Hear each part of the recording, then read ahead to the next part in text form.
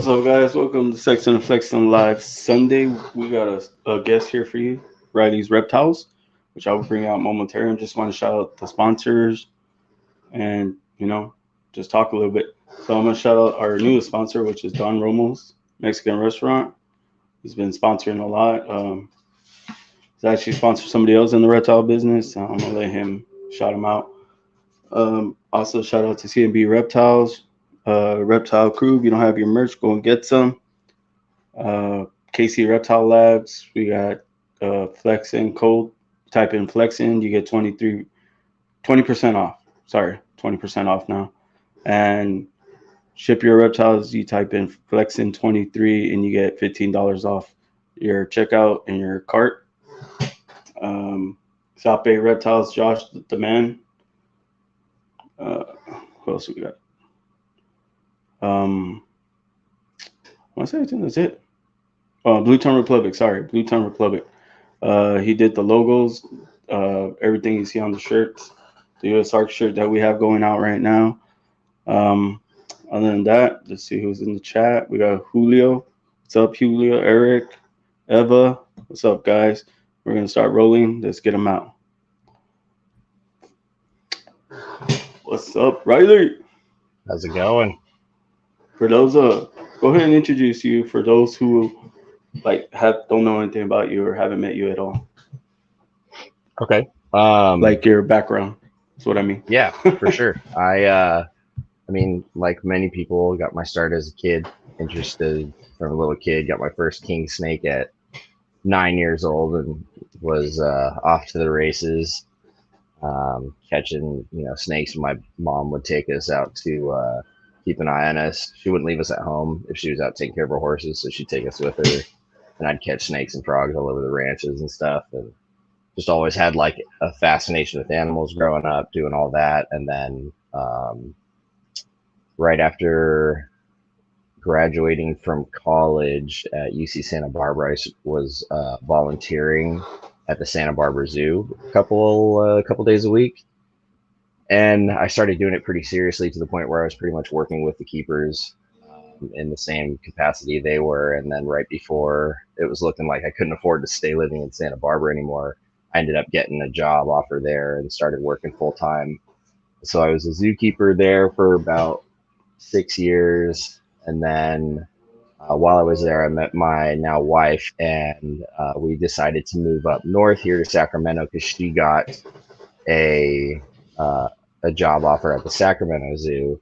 She had kind of been moving up the career advancement in her zoo career as well. So we moved up here. I worked a construction job until I could get into the zoo there, and then worked at the zoo there for a year and a half before I transitioned into my current position where I manage GXD Reptiles as a fully functional exotic reptile pet shop and breeding facility in Sacramento, and I've been doing that for 3 years now.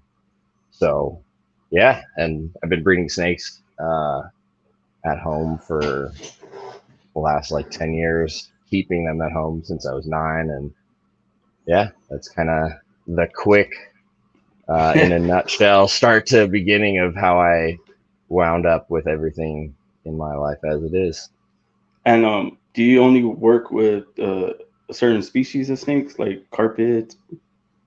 I mean, I have my focus as carpets, but I would be remiss to deny the fascination for all species that I have. So I do have a few little things that I dabble in here and there. Pair of Russian tortoises, some crested geckos, some Australian golden spiny-tailed geckos. I've bred children's pythons before. I don't have those anymore. Madagascar giant hogs, I've bred those a couple times. I've got Apodora, the Papuan pythons. I've got some of those, some Womas, black-tailed Crebos, a couple corn snakes. I've bred ball pythons, crocodile geckos, green tree pythons. I used to breed rainbow boas for a long time. That was fun. I was going to ask you that too, because I saw that in one of your videos, your clutch of rainbow boas. And I was Yeah. going to ask you, why'd you stop or what happened? So for me, it was really interesting. My perspective on the rainbow boa market is that there's a handful of breeders who care about the morphs and will shell out high end stuff for the morphs, but the majority of people just want a really pretty rainbow boa.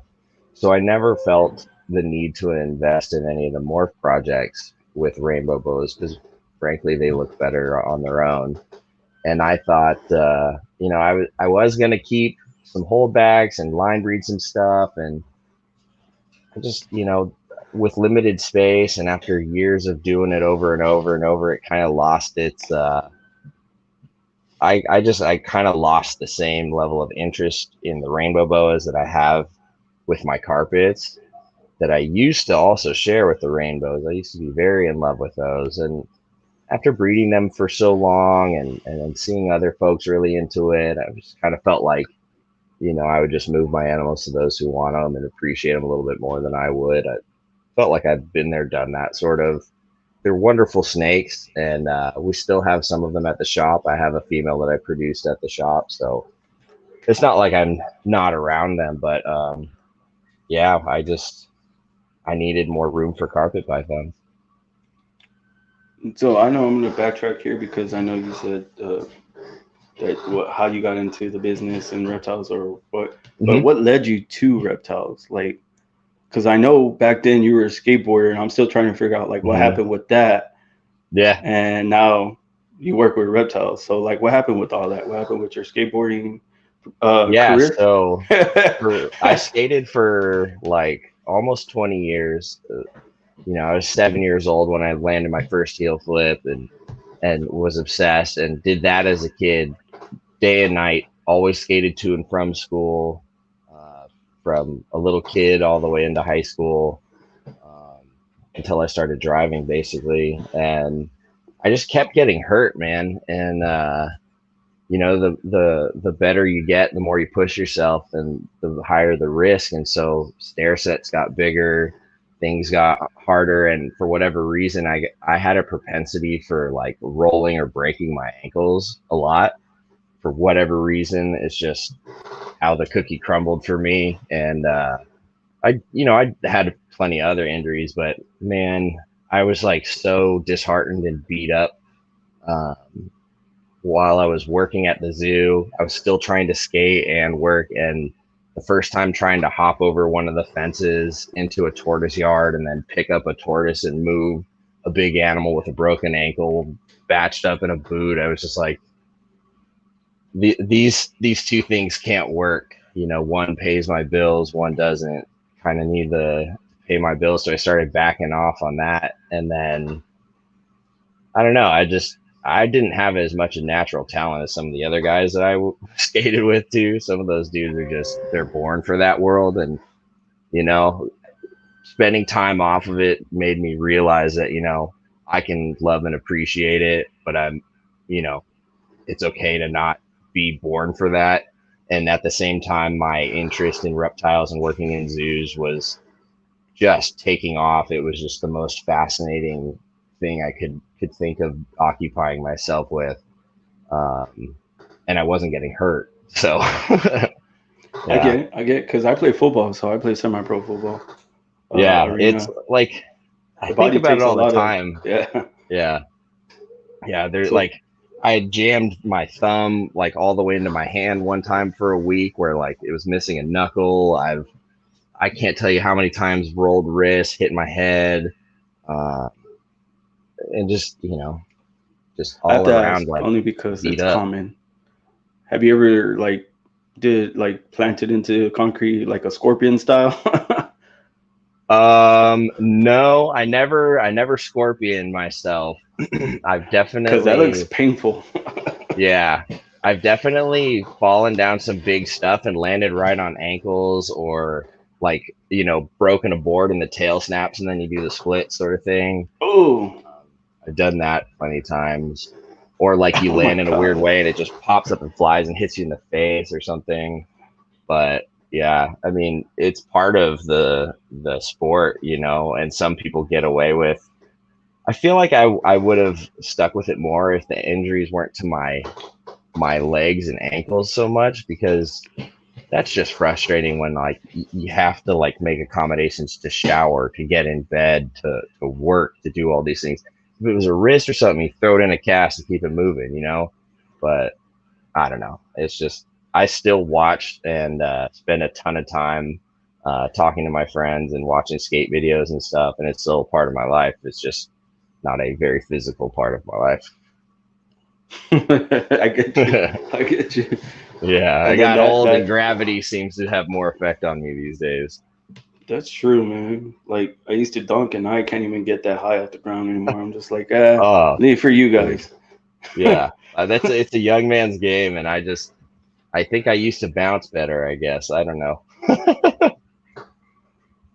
So Hey, what's up, Noel. Noel? Oh, you know Noel? She's awesome. She's Yeah, amazing. absolutely. She's local to me. Oh, well, nice. Hell yeah. I like her Yeah. carpets. Her carpets are amazing. Yeah, she's And then got so, good taste in snakes.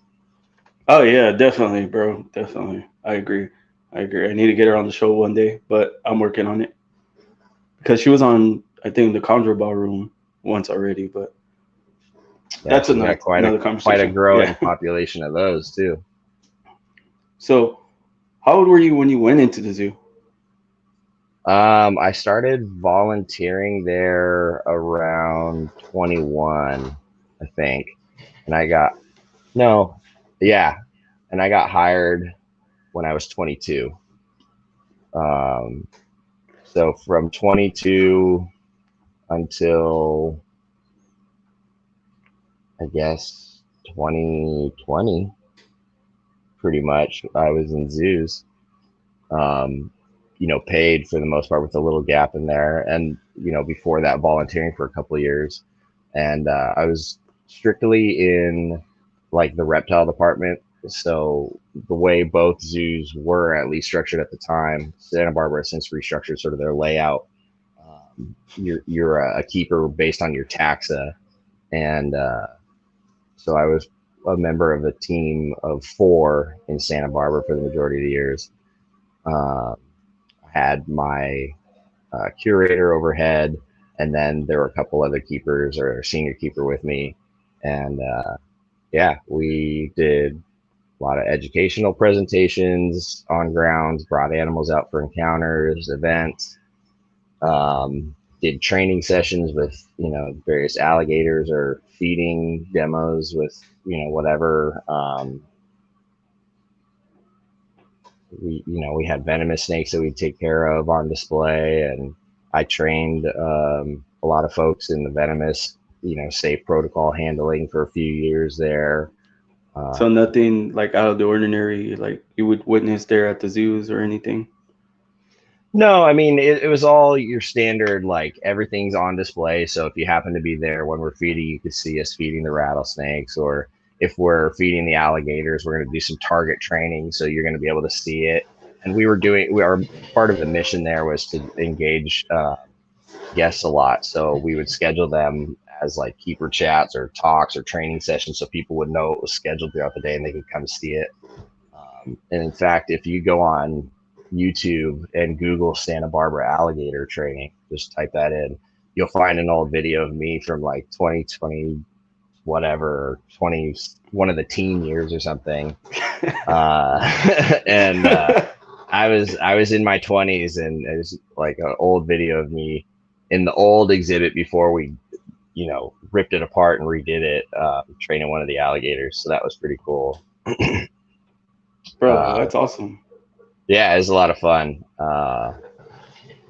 I I even one year in 2016, I applied for a scholarship and got a grant to go to Florida for Croc School one year at St. Augustine Alligator Farm, which was a week and a half intensive, like collegiate level, scientific, hands-on and in-class learning every day, crocodilian everything based coursework, and that was a once in a lifetime experience that I'll never forget. That was amazing.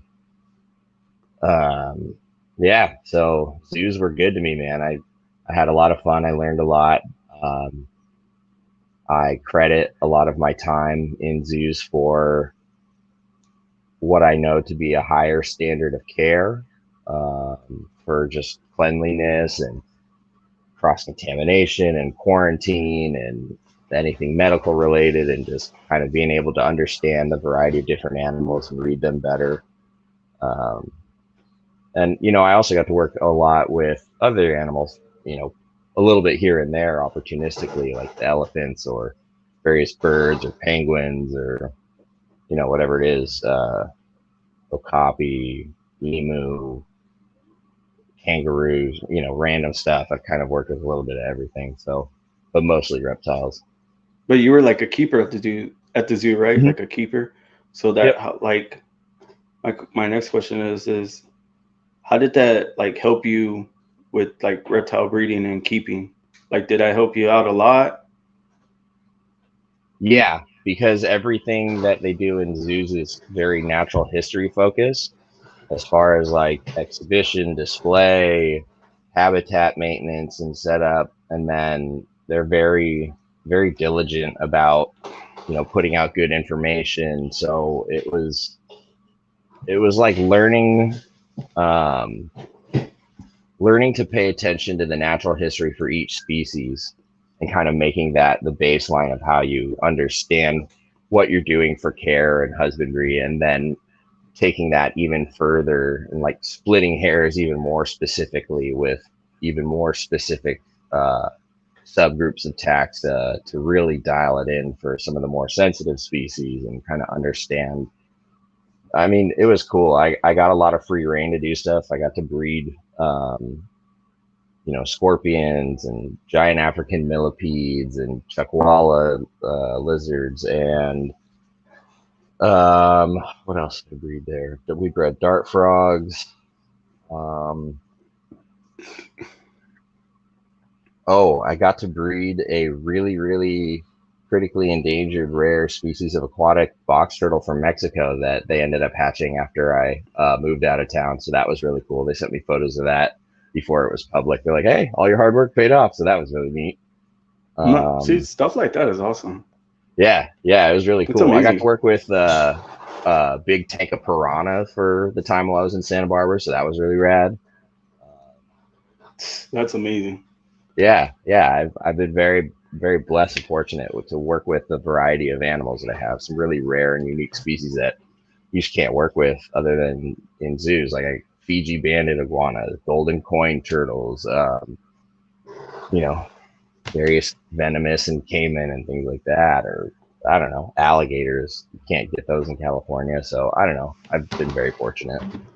So like I said when I talked to you and your and the messages, I was like, so I did some research and I did it mostly upon carpets because that's what I took you for as a carpet keeper. I didn't know you Yeah. had other species though. Well, I would say like if you were to look at a list of everything that I maintain at home, it's 95% carpet pythons. So um, I just have What's up, a lot of Wiz? different stuff. So So yeah, like on the I saw your last video, your recent video that you posted up about the hypo hmm carpets, hmm and that's why I asked you, what is the red man? Is it a so gene or a morph? no, it's just an individual snake that I have that I produced in 2019. So in 2016, 2015, I think I picked up some imported farm hatched animals from Dan Maleri, raised them up and bred them, and there were only a couple females in that clutch, and I kept both of those, and then sent males to a few friends. But the male that I kept for myself, I named Redman because when he hatched out, he was the reddest of all the babies. And a lot of carpet pythons hatch red, especially Papuans. That's their natural neonatal color. And then after a shed or two, they lose that. But he kept it for a few sheds and was really red. And he's about 4 years old now and has exceptional color for that group of animals. So during that time, I was very, and I guess I still am, still pretty active on like social media, promoting some of these animals and showing off some of the individual breeders and just keeping the fire of carpet pythons lit somewhere out there. So at least there's some representation. And it kind of along that same time was when the guys at NPR, their podcast was really starting to catch fire after all the years. And Eric Burke has been preaching about, his love for poplin carpets for years. And it was really catching on to folks, myself included. And so there were a lot of people kind of getting the bug, and a lot of folks really also enjoyed seeing photos of him. So I started naming my animals, naming breeders for two reasons. One, when I was out of town at shows or something like that, my wife, she would always, without asking, she'd always pop in to like check on stuff. She'd always surprise me. I'd come home and she'd have cleaned snakes for me, or mark which ones still need cleaning, or like, years ago I was bringing home a baby Savannah monitor. And I was like, I don't know, I'll just whip something up at 3 a.m. when I get home. And I come home and she set up a tank for me so I could just literally plop them in and go to bed. So she's been a good help. So the names helped her instead of having to say like, oh, whatever animal, it's genetic coastal something or whatever. And she's like, I don't know what the fuck that means. So the names helped. So I put labels and names on stuff. But then I realized I started thinking about some of the more historical carpet pythons that I've known over the years, that some of those names are still around in terms of lineage. Like there's lines of Madame Blueberry coastal animals, MBBs. You'll see that a lot. You'll see M. Penn, which is Michael Pennell. He's got a very long lineage of coastal carpets to his name. And they've sort of, over the years, become so significant and distinct that they have their own look. So that line is memorable. There's, different animals back in the day that people would covet getting animals from those lineage in the same way that green tree python guys do with, like people want stuff from the sickness if they want a melanistic line project, or Mr. Blue if they're into blue stuff. So there's a little bit of that in carpet pythons. Cover Girl, Bumblebee Tuna was an amazing jag. Like all these cool animals back in the day. And if you get talking with like folks in like East Coast circles, like Eric Burke and all that, they've got that stuff like up here, like encyclopedia. It's really cool because it's a bit of history.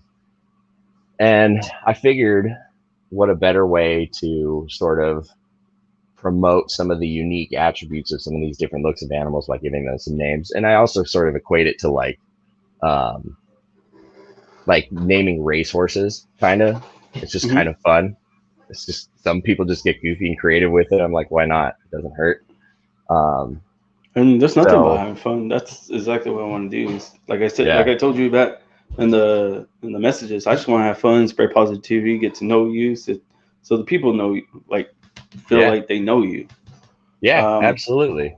I mean, it helps even just to at least, make people feel comfortable. Like if they're, just trying to get information or making a purchase or making a sale, just knowing that there's at least somebody to like double check or bounce ideas off, or I don't know. There's just, when you isolate yourself, the rest of the community sort of sees that behavior and sometimes associates it with how that keeper group of that species behave, and sometimes it ends up in a very negative portrayal of like that group of people. So I just try to be available and approachable as much as possible. I feel like you are. I can feel that or see that. But about did you say Bumblebee Tuna? Yeah. That was a really, really famous jag that was shared around after it hatched. It was super bright, like bone white. It's just an amazing, I think it was a jungle jag.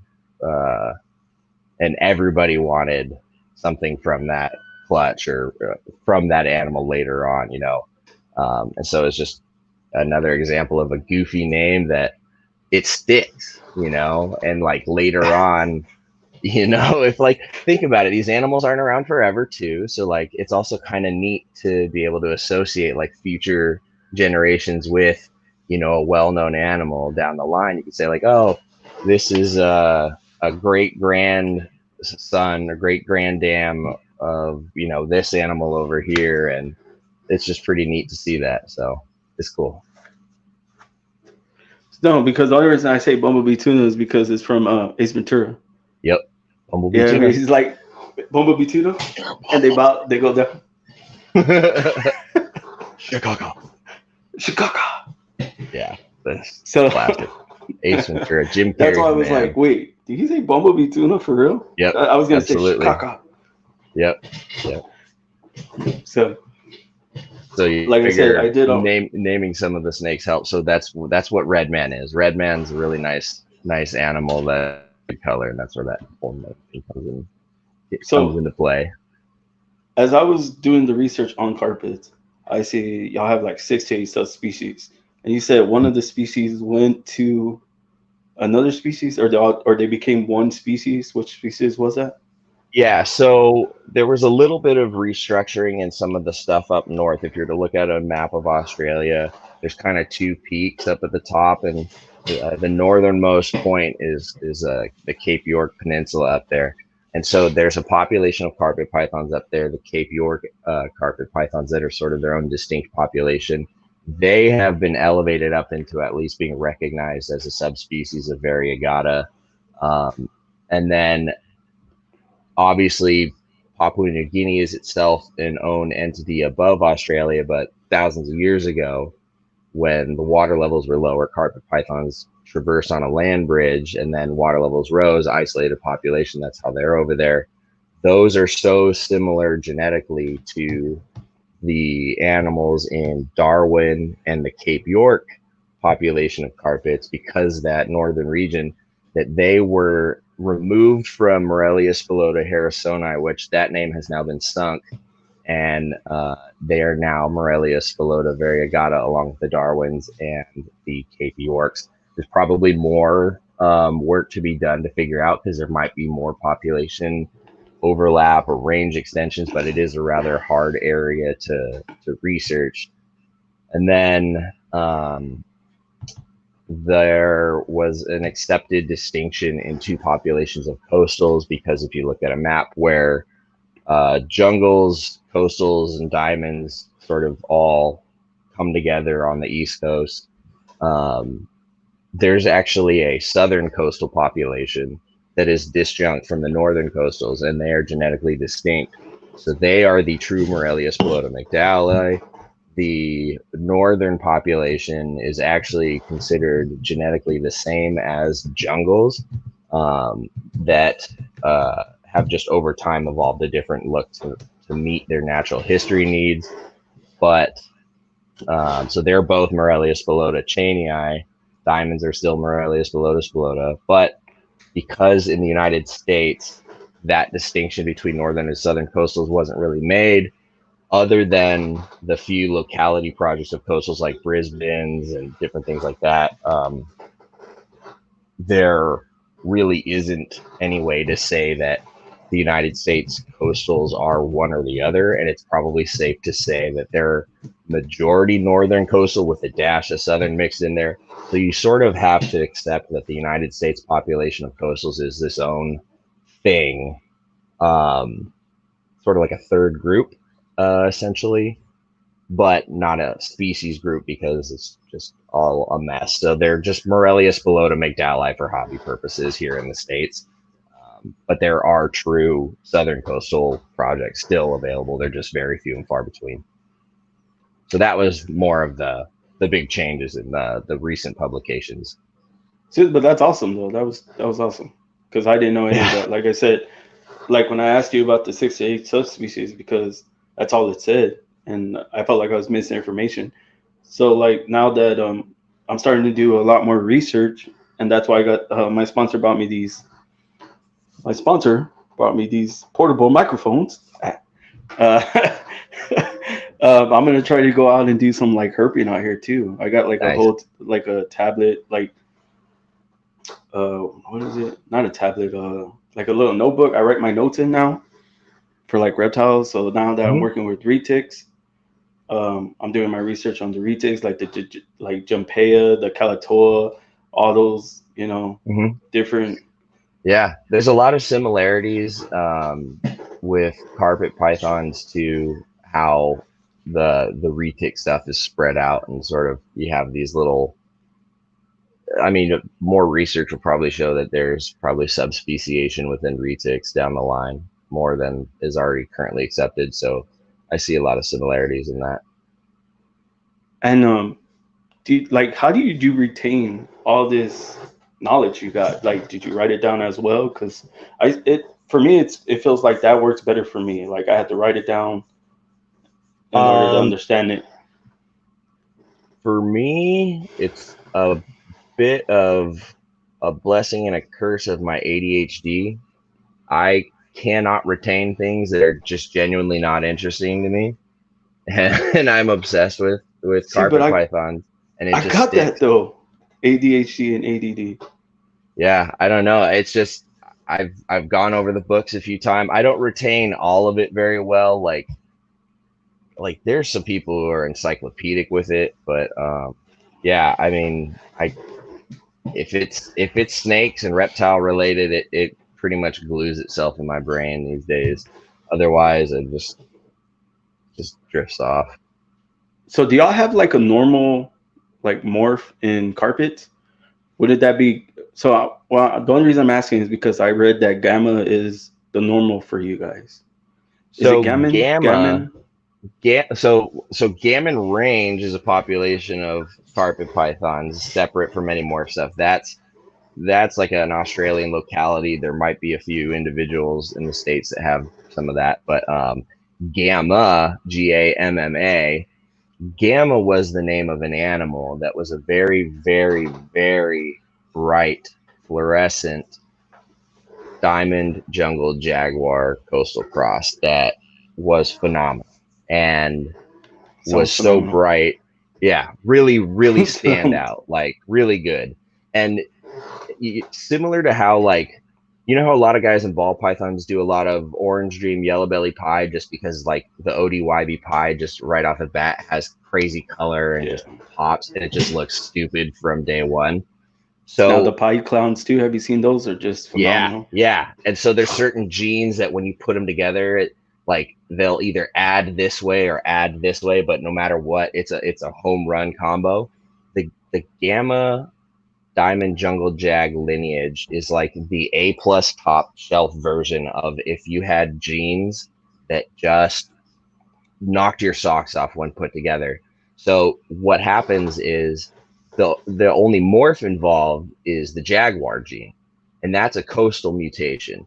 But when you take a coastal jaguar, pure coastal jag, and breed it to an exceptional jungle, you get jags that are technically jungle coastal jags. So you just call them jungle jags for short. And they are going to be much more yellow and brighter than your average jungle or straight coastal jag because of that jungle influence. It adds a lot more yellow. And you can then take those offspring, breed more jungle into that, intensify the yellow, and layer it on generation after generation. And the more you do that, you essentially create a line of jungle jags. And so imagine doing that, but then also mixing diamond into the jungle jag. And what that does is it actually brings more of the pattern out, almost bands it up a lot to the point where if you have a very high percentage diamond jungle jag, it can be difficult to distinguish if it's a jag or not just by looks because they're so banded. But they add a lot of the speckling in the pattern and bring the pattern in. So depending on which way you go in a breeding, you can influence those offspring. They are a three-way cross between coastal diamond jungles, but who cares? They're freaking beautiful. The I was gonna challenge say, yeah. Who comes cares? in when you get the non-jaguar animals. What do you represent those as? And how do you do it in such a way that doesn't confuse folks? Because if people are just coming into carpet pythons, they might think jungle is a morph because it is in other things. Or so you kind of have to do a little bit of legwork on that because they will look like a jungle. Or to the untrained eye, that they might just see diamond jungle coastal cross and just call it a jungle because they forgot they didn't write it down or something, and it's really easy to get confused. So that's where some of the challenge comes into play, and some people just don't want to touch that. They don't want to have what they call jag sibs, which used to be an old marketing term. because they used to think the siblings maybe had some weird influence in breeding, but they don't. Um, Jaguar is just an incomplete dominant mutation. So it's more now of one of those ethical things like spider. People will pop on a comment from the other side of the world, somebody you never talked to, and they'll say, "That's a jag. Those are ethical to breed," and you have no idea who that is. Never said anything, and then it's like, actually, that was just a jungle, but thanks for showing, who you are. Bye. Yeah, And so because it's they one of have those things. Yeah, the neurological issues same as spider, yeah. right? Same thing as spider. So basically, what happens is the embryos, when they develop, there is a varying degree of deficiency in the inner ear tissue, which has influence on their ability to balance and stabilize themselves. We just call it neuro for short because it looks like they've got a neurological disorder. They're Yeah, falling over backwards and stuff. They corkscrew, but for it sure. tends to exacerbate itself when it's either hot or they're very stressed, or sometimes feeding. So I've produced spider ball pythons years ago from a female that had no wobble, no nothing, but she produced animals that would corkscrew and like sleep upside down in their water bowl. You know what I mean? Hmm. And it's a varying degree. I've seen and owned jags that like they get excited for food and they can't keep straight and they fire off sideways, um, or weird stuff or none, and there's certain animals that like tiger jags, for instance. Excuse me. Tiger is a polygenic coastal trait. Tiger jags, because it's got so many other genetic um, copies from stuff that is not associated initially with the jag lineage. And for whatever reason, tiger jags tend to have very, very little, if any, noticeable wobble in my experience. I've seen a lot of them. I've had a few. I have one currently. She doesn't show any issues whatsoever. But then again, if I, keeping her too hot or stressing her out, I would probably see a little something. It's always there. You can't get rid of it. It's just part of it. And to me, it's just one of those things you just decide if you care to work with that or not. And that's about that. So, Okay. yeah. Damn, I was like, I wish I had my book right now with me. I left it upstairs because that's where I've been doing my homework. It's like I get off work or I'm at work, I'll write it down. So when I was writing these questions down for you, normally I don't do questions, but off the top of my head, I was like, man, I have nothing for this guy. Like, what Oh, what it's what all can I good, bring to? man. I was like, what can I bring to the table and offer this guy like when he comes on the podcast? So I had to do research on carpets. Reptile people are really naturally good at talking about reptiles, kind of regardless. So I had full faith, no concerns whatsoever. I figured this would go off smooth either way. So I was just like, man, I'm gonna hit this. I'm gonna hit this hard. So that's why I was like, man, Yeah. subspecies has like so many subspecies of carpets in here. Same thing. That's Like, that's the confusing part, because especially if people are coming from another species and they're like branching out, you're not going yeah, from one species that contains a bunch of morphs or whatever it is. You're going into a group, a taxonomic group, a tree of animals that are, somewhat related, and they're all sort of considered a sister species and subspecies of one another. And you can breed them together, and there's morphs associated with each sort of species and subspecies. And so it's like exponentially more confusing to pay attention to keep track of all those details. And then to add on top of that, the species itself is arguably one of the most naturally variable without morphs on the planet. So, you breed a normal coastal to a normal coastal, and every baby comes out different. So you breed a normal coastal to a tiger, every animal is going to come out different, even if it's striped. Every stripe is going to look a little bit different. You'll get clean stripes, you'll get jagged, barbed wire stripes, you'll get stuff with portholes in it, you'll get portholes on the side, or you'll get clean stripes on, and then the color variation within a clutch is nuts. So where in something like ball pythons, you know what your normal palette is, but you can see when things stand out. That's why these guys are really good at picking up these subtle genes. They see these markers or pattern aberrations or weird things like that. In carpets, that's just normal. That's just like that's as normal as people having different skin pigment. You know what I mean? Like they're so highly variable. It's so there are plenty of genetic mutations, recessive, incomplete dominant, polygenic. On their own, you can line breed and create a certain look that you prefer, that you select for in a couple generations, and then it becomes recognizable. And that's almost better than a morph because it's hard work, long-term gratification on your unique take on something. And that's where some of the older guys like Michael Pennell have really succeeded with that, is they've just gone for a look. And so a lot of the old school Morelia heads can pick an M pen animal out no problem. So it's kind of like, for me, it was ball pythons. Like I hit a banana calico head ghost head pipe. That okay, clutch went gone, boom. Right. So I breed, like I still have one of the babies. He's in there. He's the one I'm holding back. He's the only one I hold back. But like working with ball pythons, it was so much easy. Like it was like minimal research for me. It was just yeah, less too to keep easy. track of for sure. Yeah. But like as soon as I got like the melt snakes, those are still easy. Hmm. I got a western rat snake, a Lucy one. So I Yeah, mean, I've had a rat snake, so that was easy for me. It was just, I guess for me, it was not doing a lot more research than I wanted to. I guess just being minimal research, like because all like the rat snakes are good if you take care of them properly. So yeah. like right now, he has a tub. He's over here on this back shelf. Hmm. It's a little tub, but I mean, the temps are chill. It's simple. It's cake. Yeah, Just like the ball pythons. I could keep it with yeah. the ball pythons if I wanted to too, but And carpets can be like that. You can sort of middle of the road it for a lot of them. You don't have to do a lot of alterations between jungles, coastals, popwinds, although you will find, if you've got a large sample size, that more often than not, if an animal is going to be soaking or spilling over a water bowl for more humidity, it's going to be a popwin or a jungle.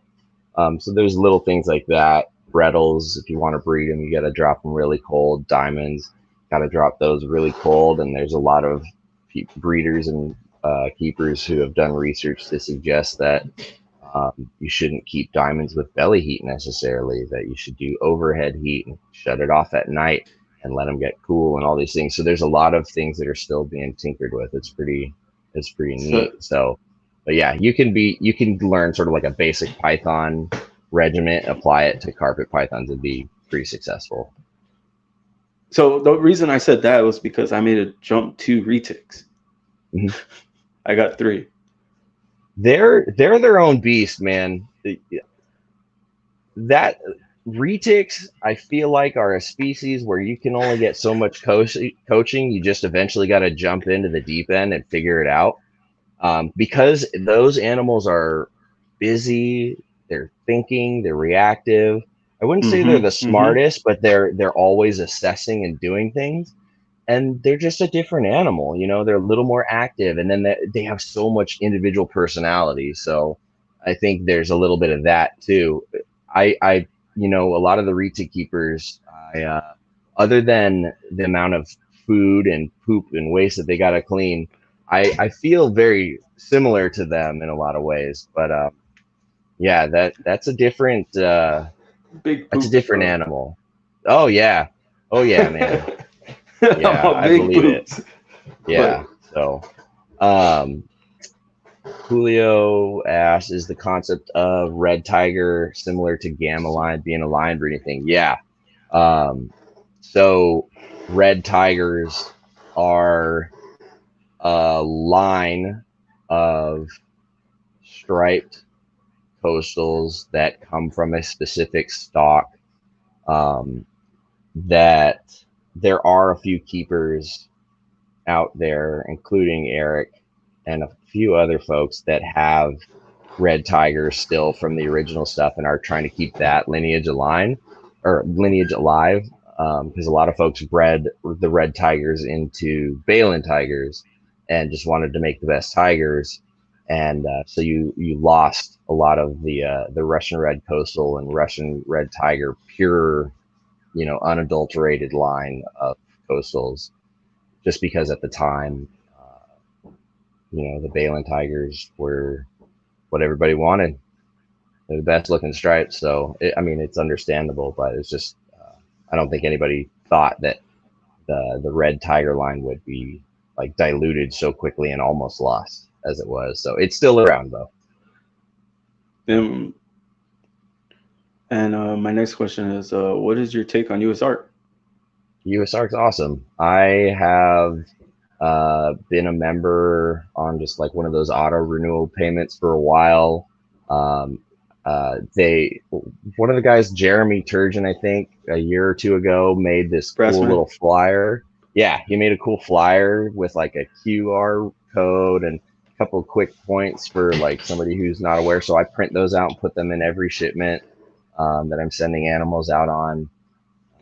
Yeah, and I definitely support them. Any shows that they've got auctions going, I'm always buying raffle tickets, always supporting those folks. So they're the best. All right, now we're gonna get to the harder questions. You ready? Yeah, do Okay. it. All right.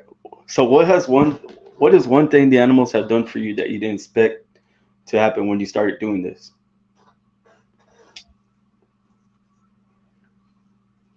I I think guess started that breeding, like the easiest breeding, way I keeping. could put that together is giving me purpose outside of my wife and just being a good person. They give me a lot of purpose and stability in life. I look forward to waking up every day and seeing what they're up to. I look forward to coming home after work and seeing what kind of mess they've made for me. Um, Yeah. no matter how frustrated I get with, establishing babies or, during the heavy feeding months prepping for breeding season, the insane amount of poop and mess that happens, it nothing ever seems to be enough to phase me to, ever second guess what I'm doing here. They're like everybody else. I have days where I'm like, man, what have I gotten myself into? There's 200 snakes in here and 40 geckos. And what are you like all this stuff? But you know what? When I stop to think about that, I also stop to realize that like life's too short. It doesn't matter. Just take it one day at a time. Bills are paid. Wife's happy. You know, the rest is cake. So, um, mental health is important, and I don't think if I don't think I would be a happy person if I didn't have these animals around me. And that's the thing. Like a lot of us have, I guess, like a mental health. I don't want to Oh yeah, say absolutely. We not all issues, we but we like all have a profile, right? We all have a yes, mental profile, and whatever that shapes out to be is part of our individual makeup, right? And we hear about it a lot more today because we have social media and ways to communicate, and you know all this information can be at our fingertips on a regular basis. It's not new; it's always been there, and it's also less taboo to talk about it now. But I'll be the first to open up to folks if there's even a hint of it coming through in a conversation or something. I have severe ADHD, like to the point where my psychologist is impressed that I've been able to hold down stable jobs and drive without ever having accidents bro. or a bad record, things like that. Um, I have severe anxiety, medicated for years, battled with a lot of depression, in and out of different things like that over the years, and going through all of it, the one thing I've learned is that if you're just open to talking about it and getting help or helping yourself and then just being authentic about it, you'll realize how much more you have in common with the people around you, and you might help them too, and they might help you just by being open about it. And then you never know where that takes you. Some of the best people in the world have relationships with friends, with one another from some of the most innocuous meetings. So you never know. The reptile community is as diverse of a community as I've known. So I think that speaks volumes for what these animals do for us. So yeah. That was my next question too. That's why I was leading to that. Like, what is your take on the reptile community? Oh man, depends on what day you ask me that question, right? And what's going on, like Yeah. any community, there's drama, and in any community, there's good and bad. But again, it's a community made up of humans, and as human beings, we are naturally drawn to the car crash, right? We love the negative craziness. It's just a natural thing, but it's really easy to lose sight of all the good stuff that happens and all the wonderful connections we make, either in person at shows or across the world digitally. I've made friends over in Australia that never met in person. Friends over in London, over in Indonesia, all over the place because of reptiles. So on the whole, it's the best community I've ever been a part of. Does it have Hell its yeah. flaws and bad eggs? Sure, but everyone does.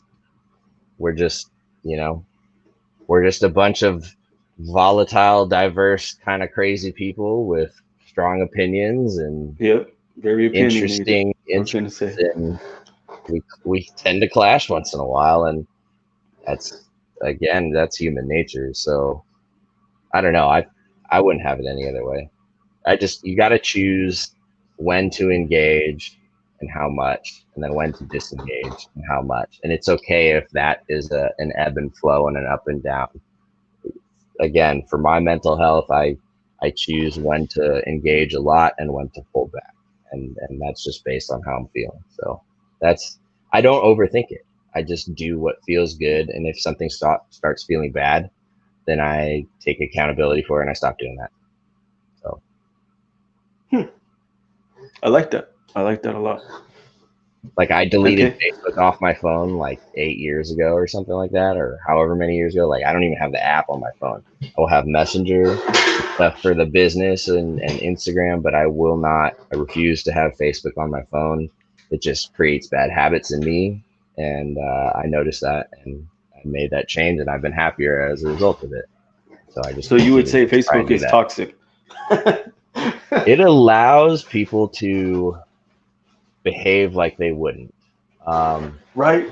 When you meet them in person, they're completely different. But when they're, and I'm I've guilty noticed of that this to too, some people. man. That's why I pull myself away from it because I caught myself falling into pitfalls and arguments and traps and stuff, and then like rethinking about it and dwelling on it later and like hating my involvement, like not even remembering what it was about, just feeling gross about myself being involved in it and like kind of ashamed of myself for it. And every time I catch myself doing that, I try and remember that and learn from it and get better and better to the point where I almost don't use Facebook anymore.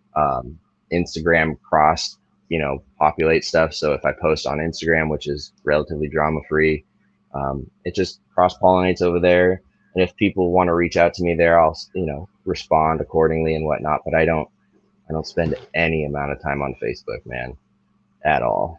It's not it's not real. It's not the real world. Um, Definitely not. Definitely it's a not. drug. It's a drug.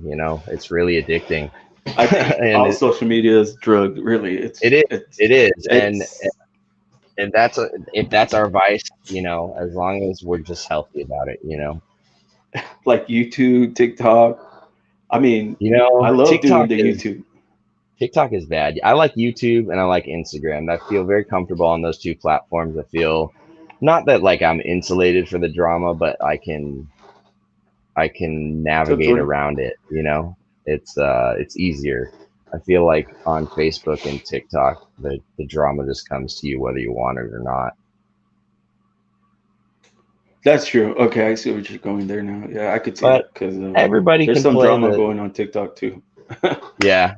They're tools that you can use to your advantage and they're also just fake realities. So Yeah, but like it seemed like you pulled away from Facebook and then you make growth, like you Yeah, grew, it's you interesting know. when you stop caring about what other people think and stop trying to please other people online and and admittedly stop trying to help people all the time, because sometimes they don't want help, they just want somebody to bitch at.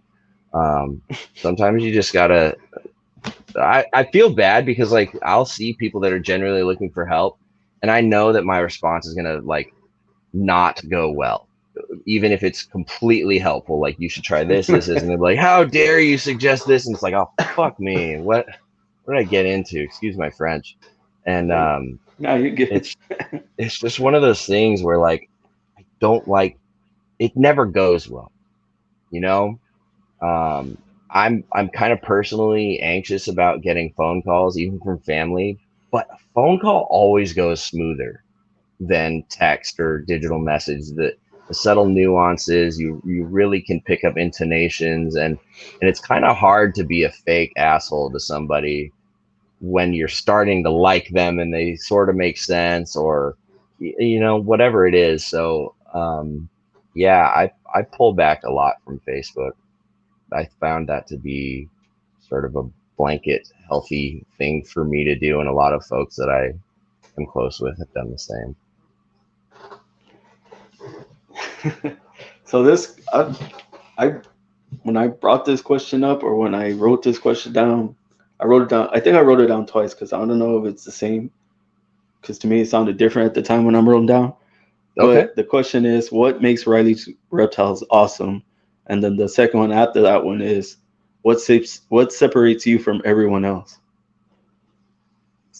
Okay, so I could see how you think those are similar, but they could also be answered differently. Um, so it's really interesting that MJ's phraseology sticks with me on this, because I feel like he just explained it very simply when in Yeah. his hot seat questions, when he asked them big flexor or little flexor. Basically what he's asking, are you a fan of like really putting yourself out there and being confident in your self promotion, or do you kind of prefer to just sit back and chill? And I'm going to be honest with you, I'm one of those sit back and chill person, but in order to answer your question, I'm going to come up and the big flexor in me is going to come out. So the first one, what makes Riley's Reptiles special? Was that was right? The Yeah. first one. Awesome, Um, special, same thing.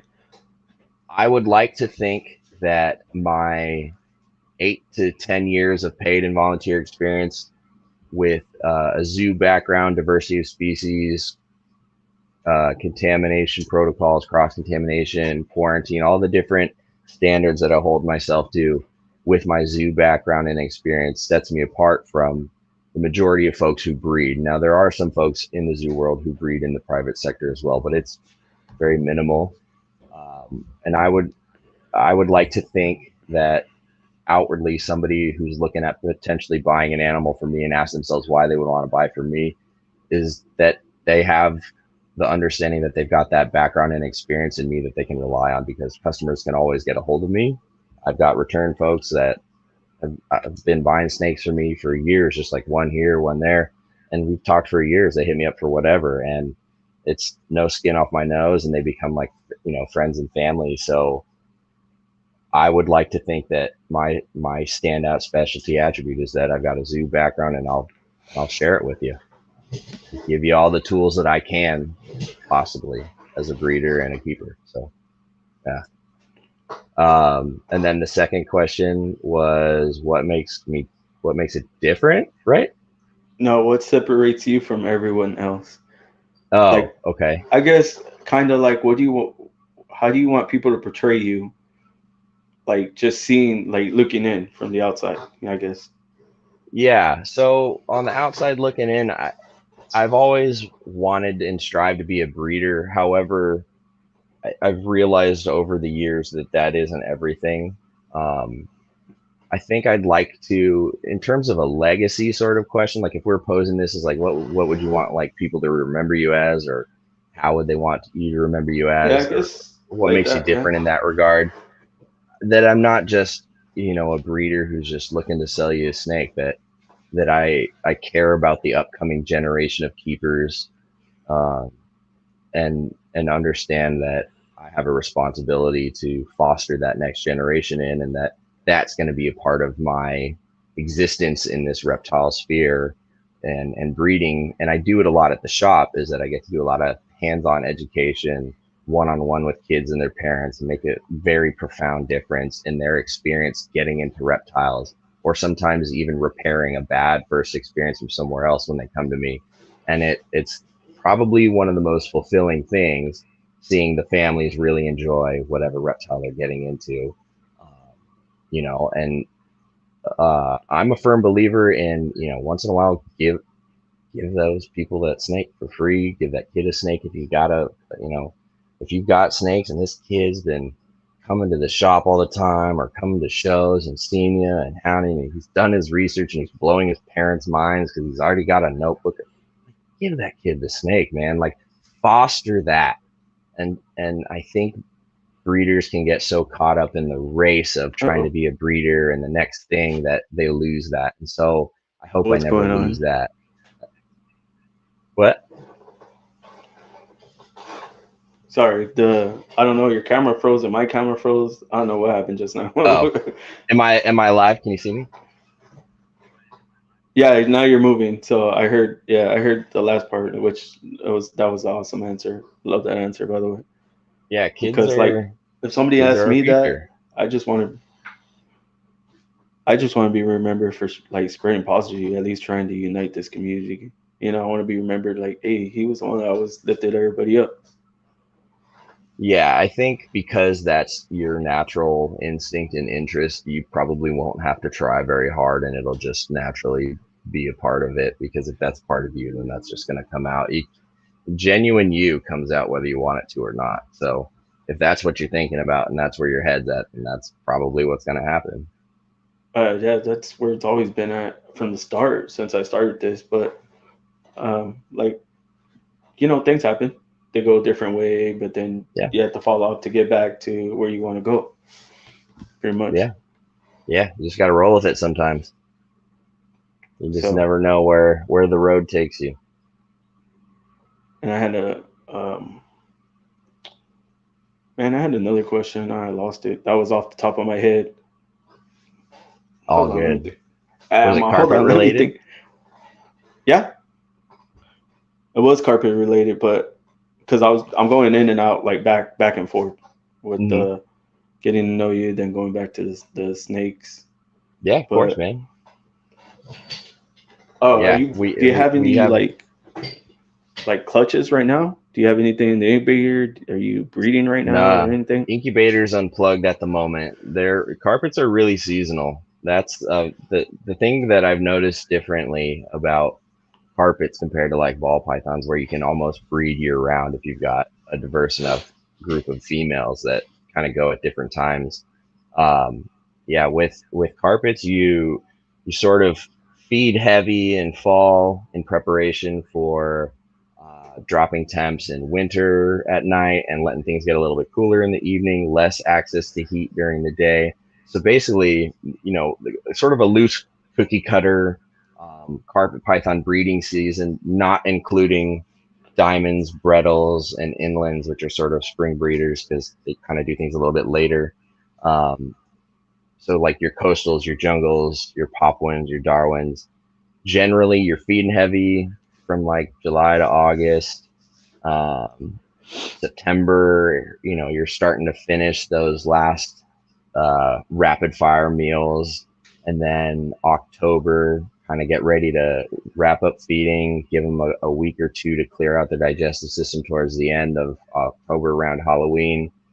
Anytime between there and Thanksgiving, obviously you can't fight outside. So if it's really warm, you can't cool as much as you'd like. So sometimes you got to push it back. And each year, actually, I had to push it back a little more each time. But generally, I'll stop feeding end of October, and then right around end of November, beginning of December, if weather outside is agreeable, is when I will start dropping night temperatures, In January, it'll be like access to heat will be like 6 to 8 hours during the day. It'll be a few degrees lower than normal, and then nighttime will go into the 60s.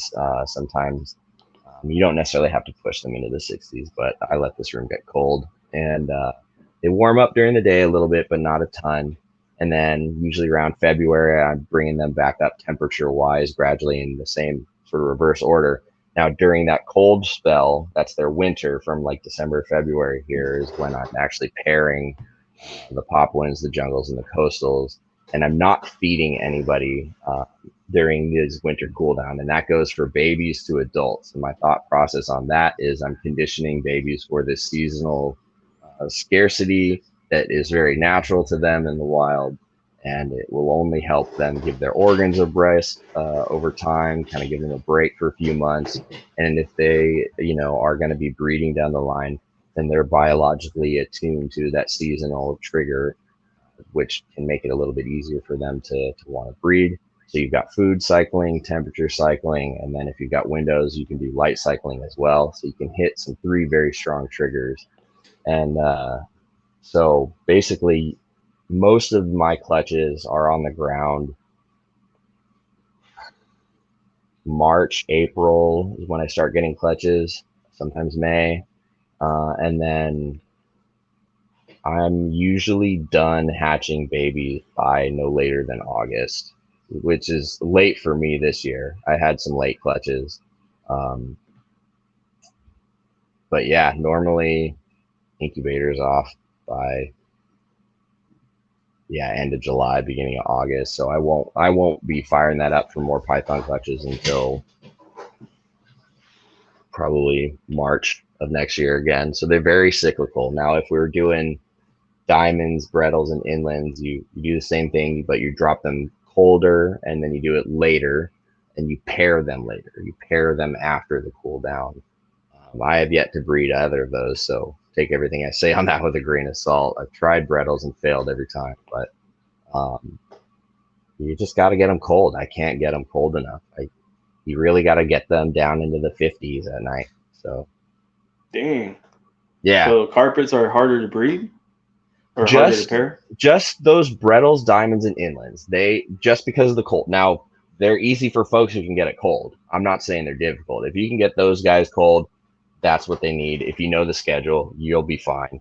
With the other ones, like I just broke it down, it's pretty straightforward. Cool. And I find, them to be relatively easy to breed, all things considered.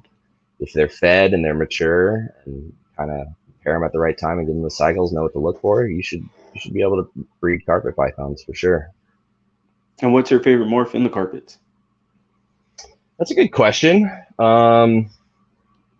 It kind of changes a lot. I've always been a sucker for stripes, so anything stripy kind of gets my eye. So Balin Tiger stuff is really nice. I did get into the hypo project a year or so ago, so I have some possible super hypo tigers that are really, really nice. They're coming into their own. Yeah, it might be a toss-up between like a tiger and a super zebra, because as much as I love the pattern on carpets, a super zebra is completely patternless. Gold is pretty sweet. It's pretty unique. Not everybody likes them, but I love them. I mean, I don't know. I love carpets because I've seen so many. It's hard not to, man. They're beautiful. I don't know. I feel like, are they hard to like get established, like the babies?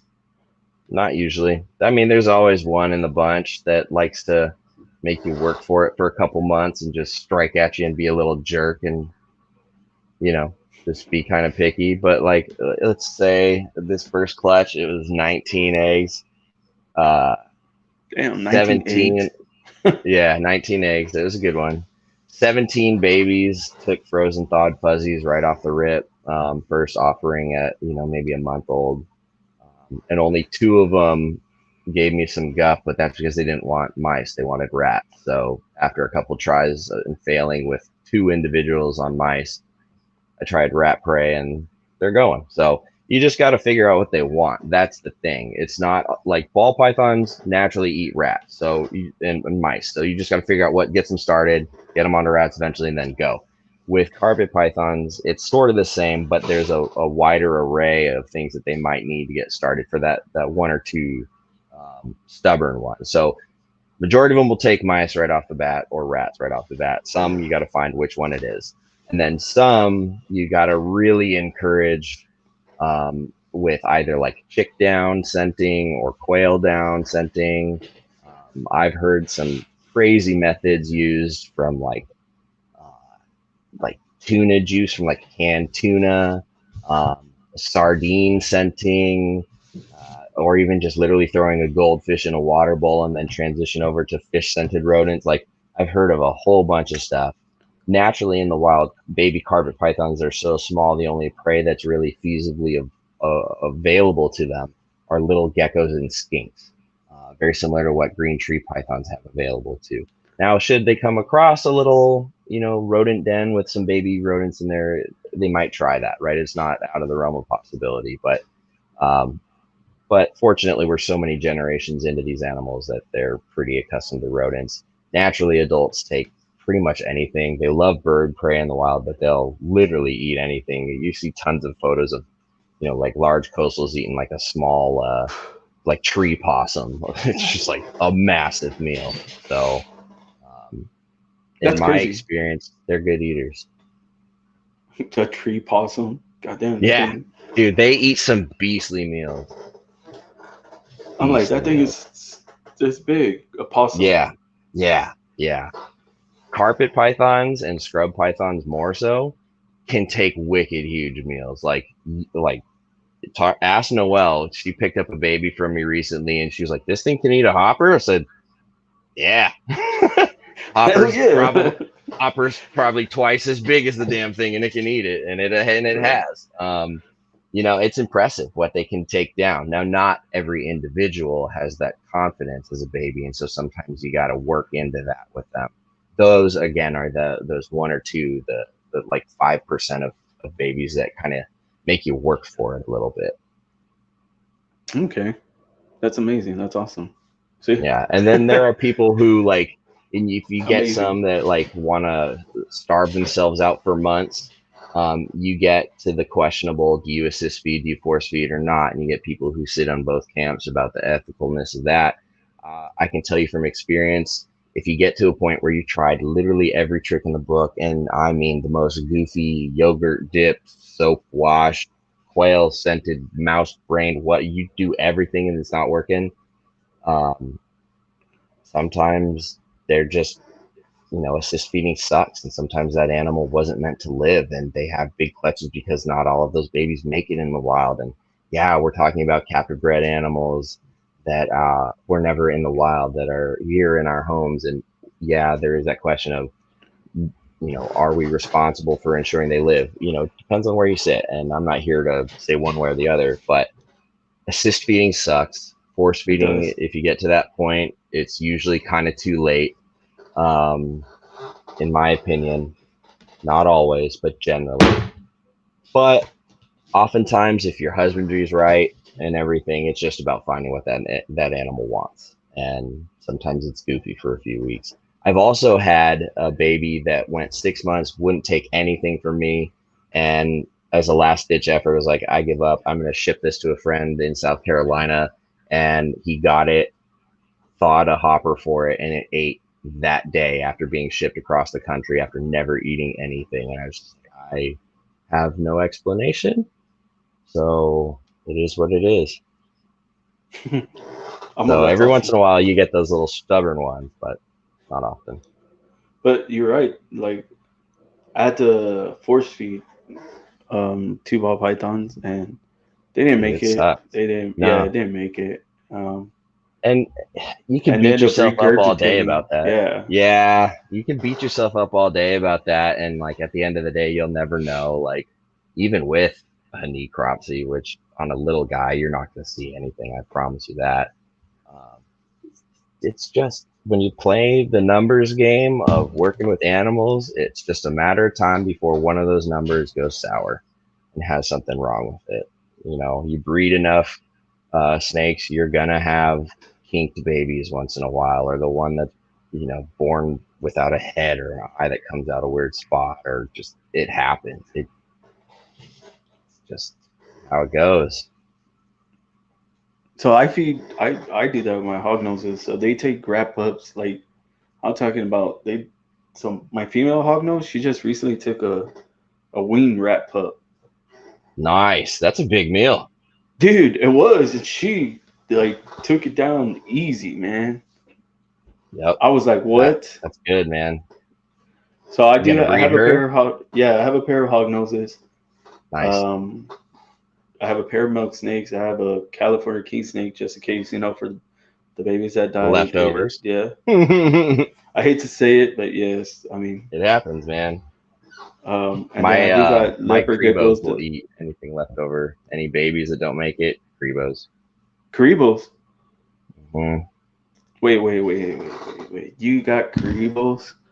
Bro, Yeah, I I've had love black. Caribos. I got my black-tailed Kribo a decade ago, and then I got a female for him a couple of years after, and I've gotten clutches out of them, but I have not been successful at hatching something that isn't kinked and alive.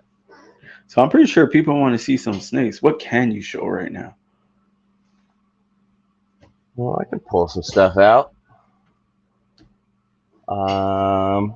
Here.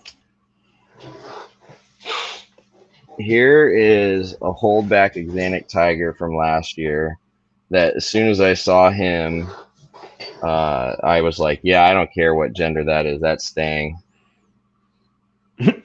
You're like, hell yeah, that's mine. Yeah. See, but No that's the joke. cool thing Nice about spot. breeding your own snakes. You can be like, hey, that's mine. That's staying here. Yeah. That's staying here. Yeah. That's I going. definitely have projects where like I've kept half of a clutch, and I've got some in the future that I know I'll be keeping the entire clutch. So it happens.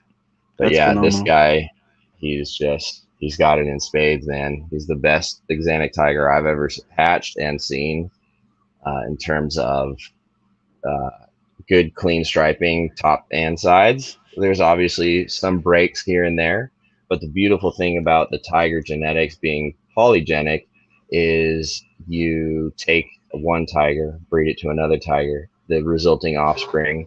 You take the nicest striped one, which will mean it has the most tiger genetics, working for it, and then you take that animal, breed it to a tiger, and then you take the holdback of that has the best stripe and rinse and repeat, and you can layer it on essentially and get better and better striping each generation. So just because you hit the Axanthic tiger doesn't mean you're done. You can add other morphs in it, or you can keep going. So I will be doing both. I'm holding back several Axanthic tigers.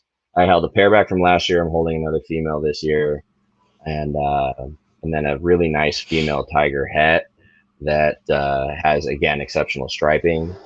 And uh, I do plan on putting the hypo stuff with this because I have hypo tigers. So I'm going to make some hypo tiger head Axanthics and then keep going.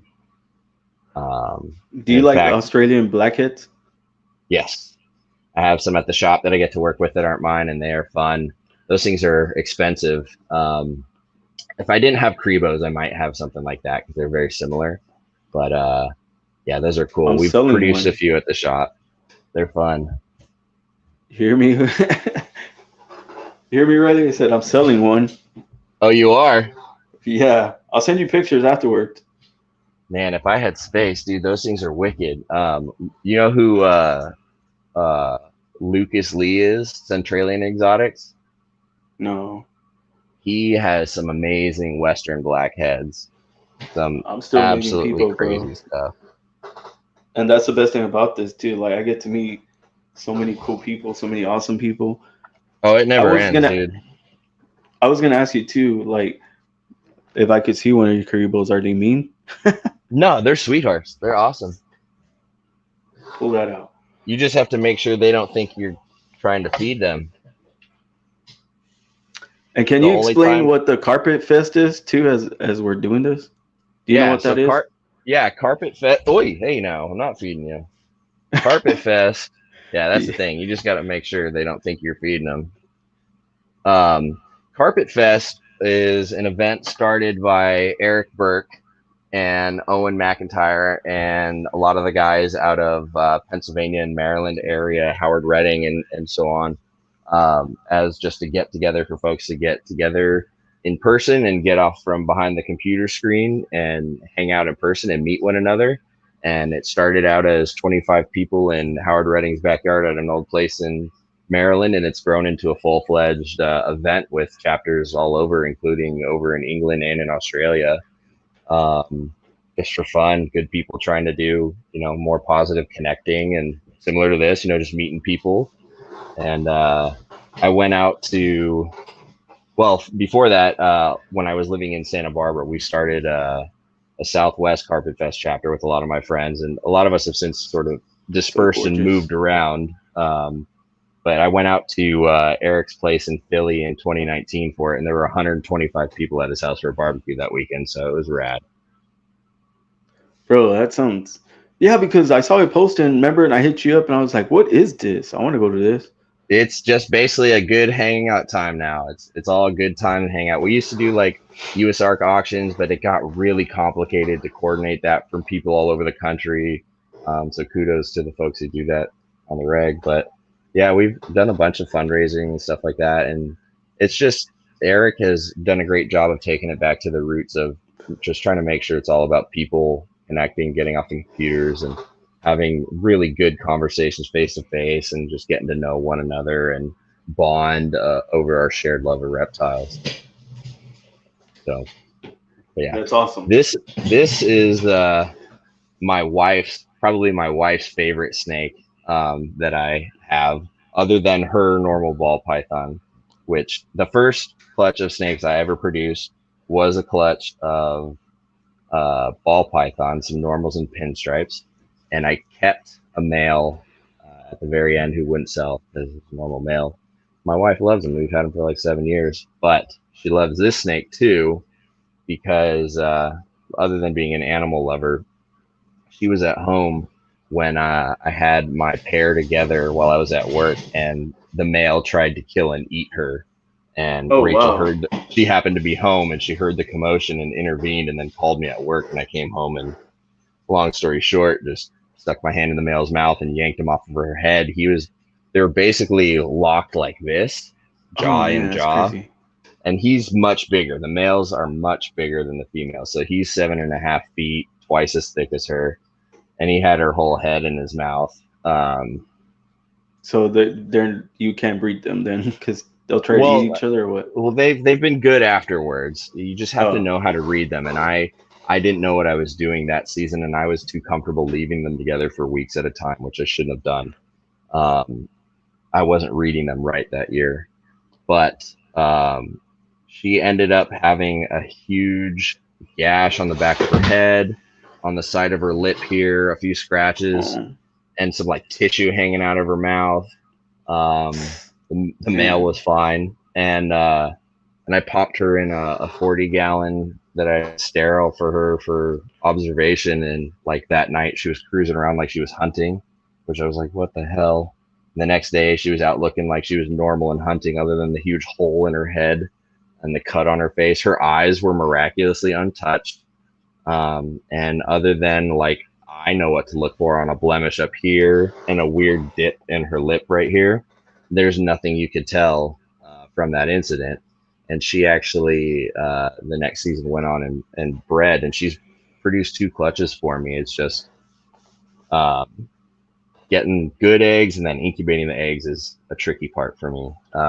But yeah, that experience was very traumatic. My wife intervened and saved her life, and yeah, ever since then, she's sort of had a soft spot for this animal. So anytime I feel like I'm doubting myself and I gotta get rid of stuff, I need to make more space.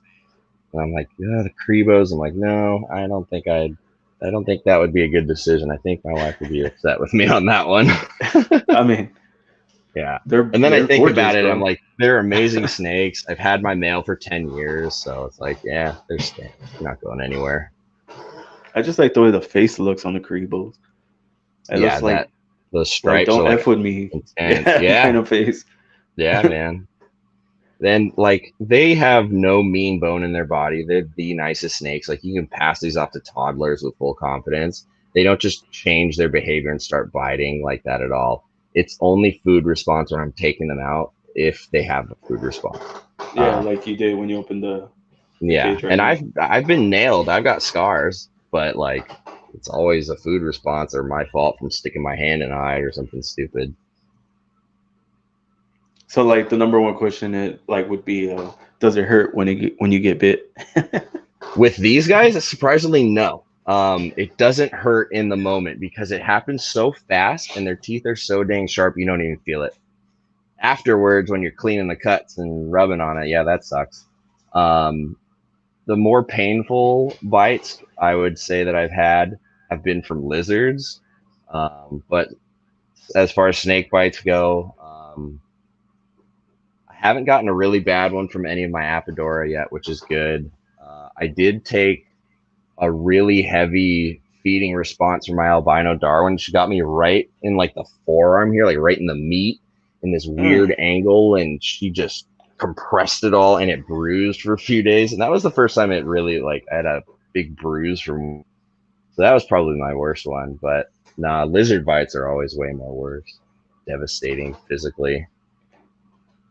So you want to know something funny? So when my like sister-in-laws come over, or my brothers come over with with my nephews and their kids, um, they always come in here and they want to hold the hog-nosed snake, and I always tell them it's rear fang venomous. And they look at me and they're like, "You better not let him hold that snake." And I take it out, and he walks out there. He's like, "Look, mom." That's And funny. they get mad at me. They start yelling, "Man, Chris, take that snake away from him." I'm like, Yeah. it has to latch on for him to like inject, venom. If And it even the does, worst it's like a symptoms bee I've ever sting. seen, yeah, the worst I've ever seen is like some swelling, redness, and soreness. So, But I was like, it literally had. So I had when I explained to them, I'm like, it literally has to go. Finger has to get lodged in the back like this, yeah, it's a in order very for the yeah. inefficient delivery system. So yeah, you're fairly safe. So they just panic and start freaking out. It's hilarious, bro. But they even hold the retics and they're like, "Take that snake away from him. It's too big." I was like, "Calm down." Oh my god. Yeah, no, they're different. People who aren't around reptiles aren't they don't see like the snakes when they're out of their enclosures. It's now like sort of exploration and curiosity mode usually. So it's different. I'd say that's what I love when my nephews or nieces come over. Like, Dio, can I hold that lizard? Can I hold that dragon? That gecko? Can I hold the turtles? Because I have a pair Oh of yeah, cicadas. kids love it, man. It's the So, best. so that's another reason why I do it. The whole reason I got back into it was because my boys, before they left to Hawaii, because they got stationed there, so they're gone for like 4 years. So that was the whole reason I Oh got back man. into it. My little boy wanted a snake, so I got him the ball python, and then of course one python leads to 100. Oh yeah. Gotta have it. And then What I else? started doing further more research, and then I met Lucas, and then I met Dax. Dax put a retic in my hand. Ever since then, I wanted to have one, so I got three. Oh And like I yeah. said, I'm still learning the Jumpea, the Kalatoa. That's why I be writing stuff down. Now I'm Yep. starting to write down questions for the podcast because like when I go and do my research on you guys, I'm just like, man, there's a lot to ask you. A lot out there, man. It's cool. It's exposing you to different realms of the hobby. So now like I have a journal now. I just like I said, it's a reptile journal, but Yeah. it's to I guess help me remember stuff. So I already Hmm. know like, oh, I already asked Yeah. him this, or I already asked him that. So next time I just what did we talk about last time? Yeah. If And when you sometimes do the come back. act of just writing it helps ingrain it. And I feel like that works for me. I know some people just I don't know how they take it in and it sits there. So Yeah. now I'm literally having to like read, write, and then I'll write it again just so it stays Yeah. there with me. But I don't know. That's Hey, just me, whatever man. whatever makes it sink, right? We're all different. We all learn Oh, differently what is and this? retain. This is a female hypo bredli that my friend Lucas produced. He's good at breeding bredli. He can get them nice and cold, like I was saying. So he's had some good success. And this is a great example, although this girl's a year old already, and she's starting to develop some color. Carpet pythons oftentimes hatch really drab and kind of unassuming, and they change a lot in the first couple of years. And so around year 2, this animal will look very different in terms of color. And then even going on into adulthood, more of that brick red will come in. I'm laughing because I'm about to ask you this question. What's that? So the question is, if you could go back in time and tell your past self one thing, what would it be and why? I would tell myself to get into carpet pythons much sooner than I did, and don't wait and waste time with as much of the other stuff that I did. Not that I didn't enjoy a lot of the other species, but knowing what I know now and how fond of this group of animals I am, like I just realized like I should have just gone straight to here from the beginning. So would you change your past? No, I would not, because Keep I've it. learned a lot from it. Yeah. I am today who I am because of it. So mistakes aside, regrets, things I wish I could have gotten into or whatever, I love my life.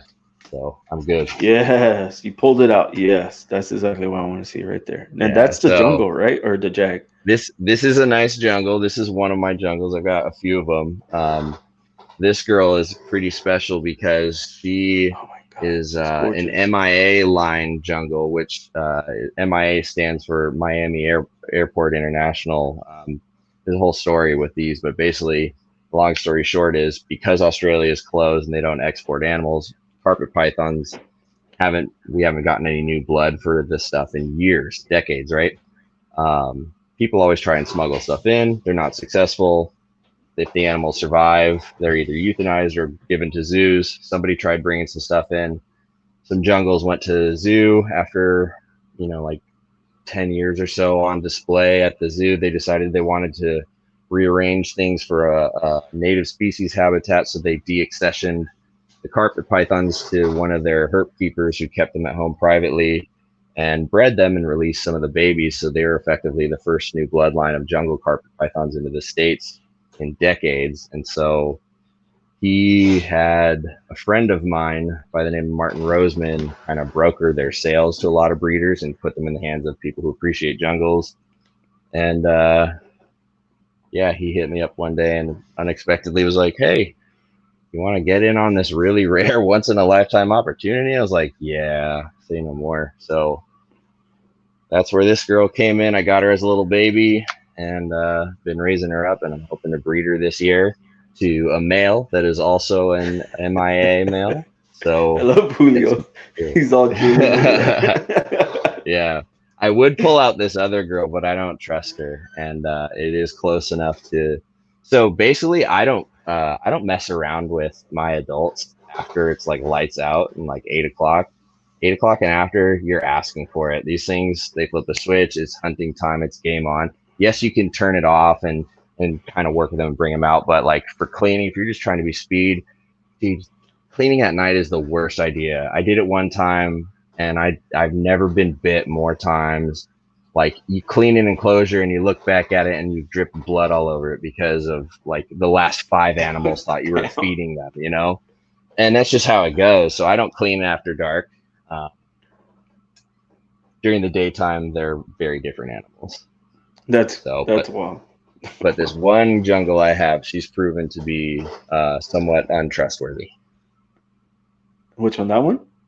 No, this other one that I have behind the camera, she's bred for me. This girl's a sweetheart. She's gorgeous, though. Great eater. She's got a very natural sort of look to her. She's not all highlighter, crazy lemon yellow. She's got a lot of that gold canary on top with some dirt to her. Her face is primo. I love the color on her face. So, Riley, when you breed, do you breed to like keep the pureness, or do you breed to like make different patterns? Um, the majority of my breeding projects are for keeping pure subspecies, species projects to themselves. The only cross sort of subspecies, species project that I do are the citrus tigers, the albino citrus tigers, just because the citrus tiger on its own is an absolutely stunning animal. Credit goes to Eric Burke for grabbing that project and keeping it alive. And then he also bred that into albino, and he has pure stuff as well. I have pure stuff and the cross stuff. So I dabble in both. But the albino citrus tiger and the caramel albino citrus tigers I've made the first of a couple of years ago. And they're the dog ear and shed. Never mind. They're literally like the craziest colored citrus tiger or craziest colored albinos I've ever seen, and they just pop with color. They're amazing. I want to do I just more want to with say, it. So that's I the like your only setup. cross prod. Oh, thank you. It's small, but it works. I mean, it's clean though. Yeah, I gotta keep it clean. Yeah, as Well, I soon as you mean, let clean things like go, it gets gross. badass. I was trying to Oh, thank you. reframe. There's more. There's more too. There's more that you don't see. I've got a wall of cages here, some more racks. Easy, bud. So that's But the albino. this is an albino citrus tiger, And how and much do those I run can literally for? see through it. But they're the most colorful. They keep the color really well compared to like pure Darwin albinos are stunning. Don't get me wrong. I have a few and they're amazing, but uh, put a That stripe on is it. that is just phenomenal. And I don't know what they look like as adults because the world's first that I made are only 2 years old right now. So that's as far as we've gotten so far is 2 years in, and they're just stupid. The caramel albino keeps the orange, and then lots of pink in the head, and then the straight albino citrus tiger lightens up and gets to more of a white, like highlighter white base with highlighter yellow, and then still has pink in the head too. So it's That's just gorgeous, man. yeah, they age really nicely. And those go The for how much, Riley? ow, If you were to sell it? I sell it for about 650. Oh, did she latch So onto you? yeah. Hold on, let me see this. Oh my gosh, she did. She wrapped you. Yeah. Sometimes they'll do a defensive bite and then their instincts like the food, and so I think she confused herself. And no, he's not doing this to get to get No, people. It was he was handling the she's snake. grouchy with me, and I don't It's an I'm gonna accident. put her back. But yeah, so one time I was doing a live stream, and I had my big Brettles python out, big female, and she wrapped my hand randomly in the middle of it, full food response. She's normally a trustworthy animal, and she got me good, and that was weird. But look, nothing there. Huh. Doesn't leave a mark really. It's not that bad. And they grow out of it. Babies are really nippy, especially poplin carpet babies. They're just really fired up for whatever reason, but it makes them good eaters. And they grow out of it really fast, especially with your normal routine of like cleaning every couple days and getting hands on with them. They settle down really nicely. All right. So we're about to hit the 140 mark. Oh And shoot, I don't that know if went you, fast. yeah, I know it went quick. I don't know if you want to keep going, but if What not, time is it? I'll ask you 7:15. my final like wrap up questions. It's up to you, Riley. Cool. I mean, I'm having fun. I'm like, whoa. Yeah, I just know I got dinner. I gotta make sure I'm helping the wife with dinner at some point. So, Ah, but then yeah, we'll let's just keep bring you going. back. Oh, you want to keep Yeah, going? let's All do a little right. more. You got questions? Let's go. Well, I'm Yeah, like, I do got questions, but like, I just want to make sure like you're good to go. yeah, we can do a bit more. So on your vinyl carpets, like, so those are the only two pairs you're saying, right now? So as far as albinos go, I have pure Darwins, and then I have the albino citrus tiger stuff. So I have both sort of veins. I have like a pure project and a cross project in the albino stuff. Okay, Everything so else I just keep pure. I'm gonna solo you out for this question. You ready? Yeah. So for all the kids at home, like what I know this has been educational at the same time, but like how would you I guess sell somebody a carpet? Hmm. Yeah. Basically, I would want to establish what their experience is, assuming they've got experience handling a few snakes. I'd say, look, if you want to keep something that is going to be in the 5 to 7 foot sort of happy medium perfect size, not too big, not too small, something that's active, that's engaging, that you can handle, you can take out, you can climb on all over your shoulders, you can do all this good stuff. Never going to get big enough to cause any concern of danger, and you can handle them all the time and trust that they're going to be pretty hardy, resilient snakes. You're not going to find much better than a carpet python. From there, I always like to, find the right individual one, find out if they're into a certain color palette, males, females. Sometimes the females get a little bit bigger, but, it's kind of semantics if they're just looking for a great pet. And, a lot of folks like the pretty colors. They like, bright yellows, so jungles tend to go nicely. But, you know, a good carpet personality is oftentimes going to win them over. So I like to do that in person with them. But to me, carpet pythons are the best snakes. They're the perfect size. They're very handleable, amenable, hardy snakes. You can have a lot of fun with them. I'm sold. You sold me. Cool. I'll ship you some. Put together a Right. box. Woo! Yeah, they're cool, man. They're really underappreciated snakes. You know, if you want a little something different aside from the majority of what you work with and breed, they're a great little accent sort of project, a fun species to keep on hand just for something different. Or if you're just looking for a cool pet, man, they'll fill that void nicely. They love to hang out. They'll cruise. Just play with them whenever. They're great to pass off to kids. I've got a buddy who his 2 year old runs in and grabs the snakes. Like so. They're awesome. And have you ever thought about like making your own like enclosures for your reptiles, just like other people are doing, or that's never Yeah, crossed and your mind? yeah, it has. The nice thing is at the shop, not only do I manage it, I also build enclosures. So we have a CNC machine, we've got PVC, we make our own enclosures, and I've been doing the majority of the assembling. My boss cuts it all. We sort of collaborate on the design of what we want in them, and we've kind of tinkered with our design over the years. We've got it pretty dialed in, and so we've got just an array of different sizes that we make. If I were to make my own sort of like carpet python, like Riley's Reptiles carpet python cage, it would be a 4x2x2 with probably a shelf in one half, and on the edge of the shelf like a perch going to the wall, and then have some sort of a sky hide. They do like going up in hides in the top, so having a ground hide, sky hide, a shelf, and a perch. I mean, you give them that, they'll be happier than you can imagine.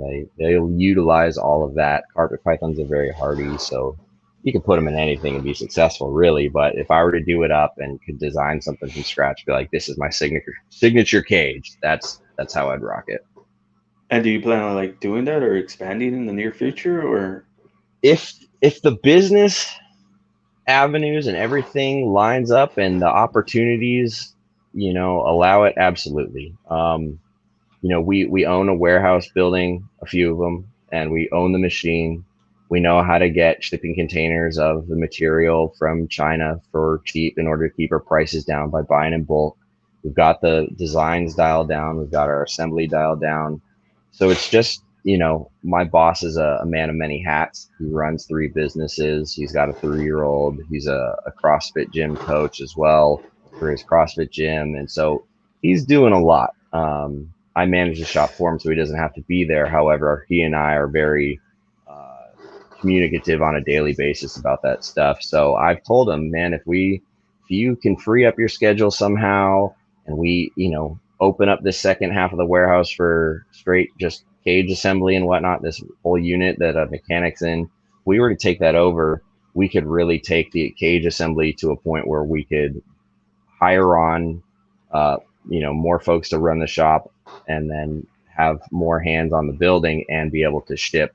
and do some nationwide shipping and kind of be more accommodating. But it would be a big it would basically be another full-time business run in there to just keep the building and assembly going to supply the demand, because no matter which way you cut it, the demand far exceeds the supply right now, and it always will be that way, just because it's the nature of the I don't know. beast. I But feel like that would work for retics too, like those kind of enclosures you're talking about, the perch and the yeah, Garrett, top I've talked a heights. lot with Garrett Hartle about his enclosure designs for the stuff that they're putting out and selling, and we've talked back and forth about the benefits to that and how much more square footage you get by adding those shelves and the dynamics that you can do with depth and height, and then that playpen enclosure where all of those enclosures sort of open into it and you can give them even more without having to include all of that in one enclosure.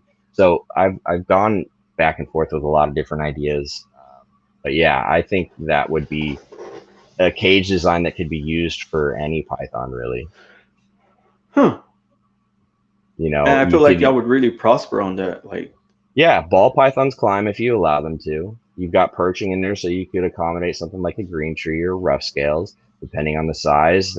I mean, olive pythons, uh, Angolan python, whatever. You throw a python in an enclosure, if it's got stuff to climb on, hide on, up in, under, have a platform and a branch, it's going to use all of that.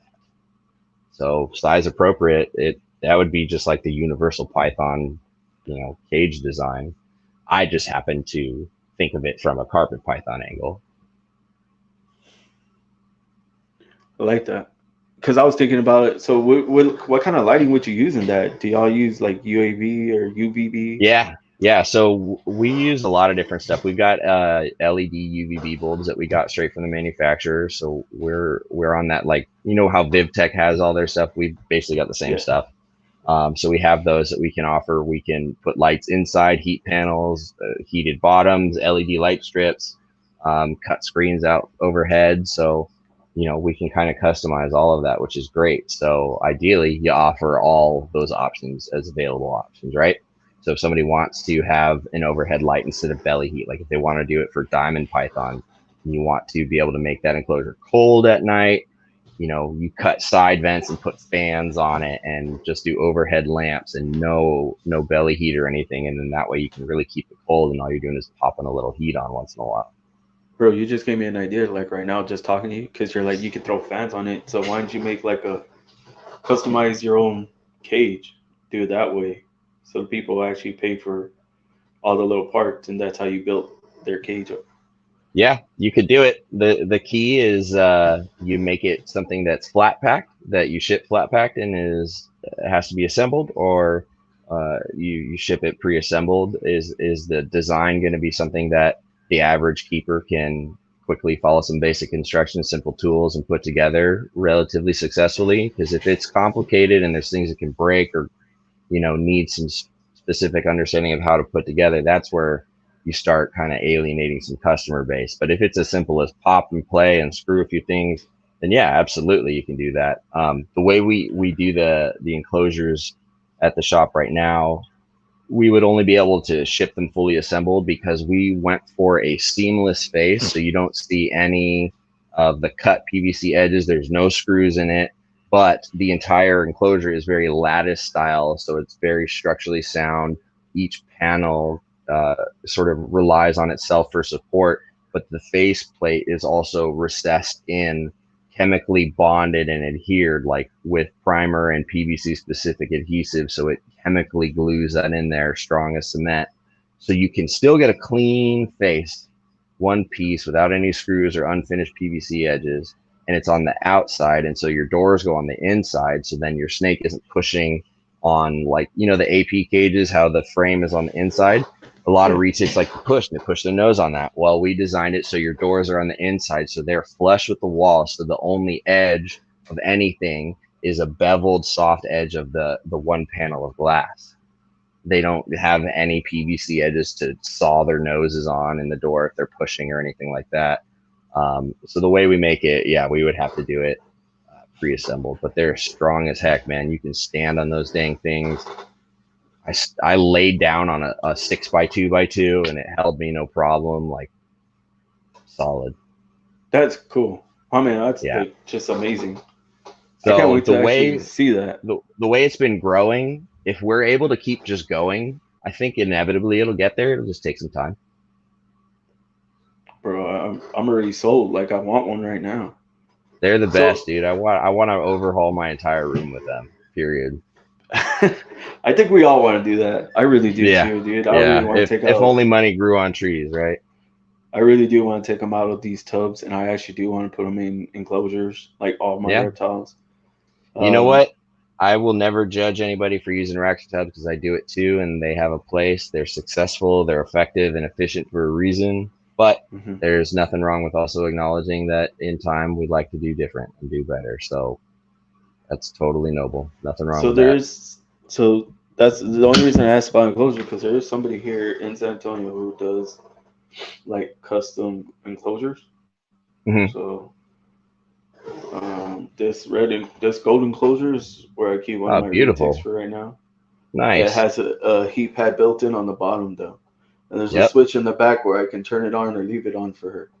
Beautiful. Yeah, anything that makes it so it's like plug and play for the customer is always appealing. So we do the same thing for our cages. We offer, if you want belly heat, we'll literally screw in another piece of PVC on the bottom of the enclosure that will have a dadoed out section routed out from the CNC machine, so we can slide a PVC or a slab of heat tape in there, and then you can run it right out the back. If we've got lights in it, there's already going to be cord ports. So you can just drop your probe in and you can literally just plug it into your stat and rock and roll. And right now, I went to like make sure the door was closed. She struck at the glass. I don't know. Yeah. She's So, yeah. ever See, since I put her in nighttime. that. Yeah, ever since I put her in that new enclosure, because Hmm. it's like the size of a 20-gallon pretty much. Nice. So it's Yeah. big for She's her got a for lot right of, now. Yeah. got a lot of view too. So at night, prime hunting time, dude, carpets do the same thing. If it's like lights out and it's dark, um, oh, actually, I should warn you, my lights might go out soon. No, it's all right. On We're good. I'm over about here, to. I've still got overhead, I but was like, yeah, we like got they'll two strike hours at the into it, door. so Yeah. we're Yep. about to hit Yeah. 2 hours. So and it's been an amazing conversation. I love the Always. conversation. I mean, Always, man. It's been a good time. I'm gonna hit you with the wrap ups just so you can have dinner, and I Let's do it. appreciate having you on for having a good show. And you can drop yourself where people can. If you want, you can drop yourself now. How about we do that first? Go Sure. ahead and Yeah, you plug can yourself. find me. Yeah, Instagram, Riley's Reptiles, YouTube, just Riley Jimison, and Facebook, Riley's Reptiles. That's kind of my trio of where you'll see any activity and posts from me. I have a Patreon group growing that I plug a lot in my YouTube videos. So if you go to the YouTube videos, you can't miss me plugging that away. Um, yeah, got some codes going with ship or for shipping for Reptiles Express. So if you guys want to ship at all and save some money, hit me up. Get your discount code. That's your sponsor. That's one of them. Yeah, I know. Drop it, dude. Go ahead. Drop your code. Drop it. Reptiles and all those, all the shipping companies are fantastic. Reptiles to you. What's Red line. Red Line? Yeah, they're all great, man. All those folks are in it for the Well, right reasons. But yeah, see, absolutely, man. Nothing wrong with that. They're great. They're wonderful people. I Um, love Susie. I was fortunate enough to meet Michael Arnold, one of the owners of Reptiles Express at Carpet Fest in 2019 at Eric's place, and he was wonderful, really great guy, really nice to meet him. And I was like, yeah, I'll try him out, and I've never looked back. They've been great, but that's no slouch on any of the other companies out there. Man, all these shipping companies are run by reptile people with reptile people and their animals in mind. So I And it's love hard all of them. work. It's hard. It's amazing what they do. So I love Yeah. them all. The fact that they're all in there, my hat's off to all of them. I just happen to wear Team Reptiles Express. So No, you're good. You got your code for that? You can drop it to them? Or did you? I didn't yeah, hear it. Riley 50 at Reptiles Express will get you 50% off shipping labels up to 10 labels per customer. And then if That's you pretty good. need bugs or anything shipped to you, their sister company, Premium Crickets, Riley 15 will get you 15% off anything on premiumcrickets.com. I mean, So yeah, I said plug yourself, so you gotta do it all, yep. brother. We're all All one right. big community anyway, right? I would like to think so, All but we can do is work on it, right? yep, yep, yep. Like I said, I love everybody, and I'm not the guy to like if that person has beef with that person, but I don't have beef with them. I'm not following that person, and I'm not following that person. Has nothing to do Yeah, with me, yeah. It's all because that neutral. It's person did all nothing to me, and that person did nothing to me. So yeah. I love you guys until y'all do something to me. You know what I'm saying? Yep. Yeah. All you can do is just be a good example, I guess. So I don't undo that. Like, and plus, whatever happened, like I said, I love everybody. I appreciate everything, and we learn. So live and Always. learn. Always. All right. So my wrap up question is, I got two. My last one's just the wrap up. When we get out of here, I shout out, the sponsors, and then I'll ask you that one. Of So course. right now, my question is, if you could change one thing in the hobby, what would it be and why? Like, it could be husbandry, it could be the native, all like anything, brother, anything you could possibly think of. I wish it wasn't so expensive for the materials that we use, like the PVC. If I could change one thing, I wish PVC was a fraction of the cost, like a fraction, so that everybody could afford to house their animals in a big, cozy, well insulated enclosure without having to sacrifice. That's it. I just wish that one material was universally more abundant and affordable for everybody. And what about the glass? What kind of glass you use for Oh, tempered glass, 1/4 inch always. it? Yeah, Okay. you don't want that stuff breaking, especially if you're working with retics children. Retics will push on that stuff and smash it. For real. Yep. Yeah. I got A the friend of plastic mine glass. had his retic push some 1/8 inch glass and smash it. So 1/4 inch. Wow. Yeah. All right. So I'm gonna take time to shout out the sponsorship kit. We got Yeah. Do Reptile it. Crew. If you Oh don't got your yeah. merch, go and get their merch. It's a reptile brand. Oh, wrong way. Reptile brand. We got CMB Reptiles, of course, always family. I love them. They're right here. Yeah, they're great. Yeah, I love CMB. Captive Bred in Arizona, the only place to Mm-hmm. be captive bred reptile shop. And then we got KC Reptile Labs. They make stuff straight. You can go check them out. He has his link tree in his bio. And if you use Flexin, just type in Flexin, you get 20% off. Um, then you got South Bay Reptiles, Josh. I love him. Always have his back. Whatever he's going through, you can reach out. And then we got Ship Your Reptiles. We got Flexin 23.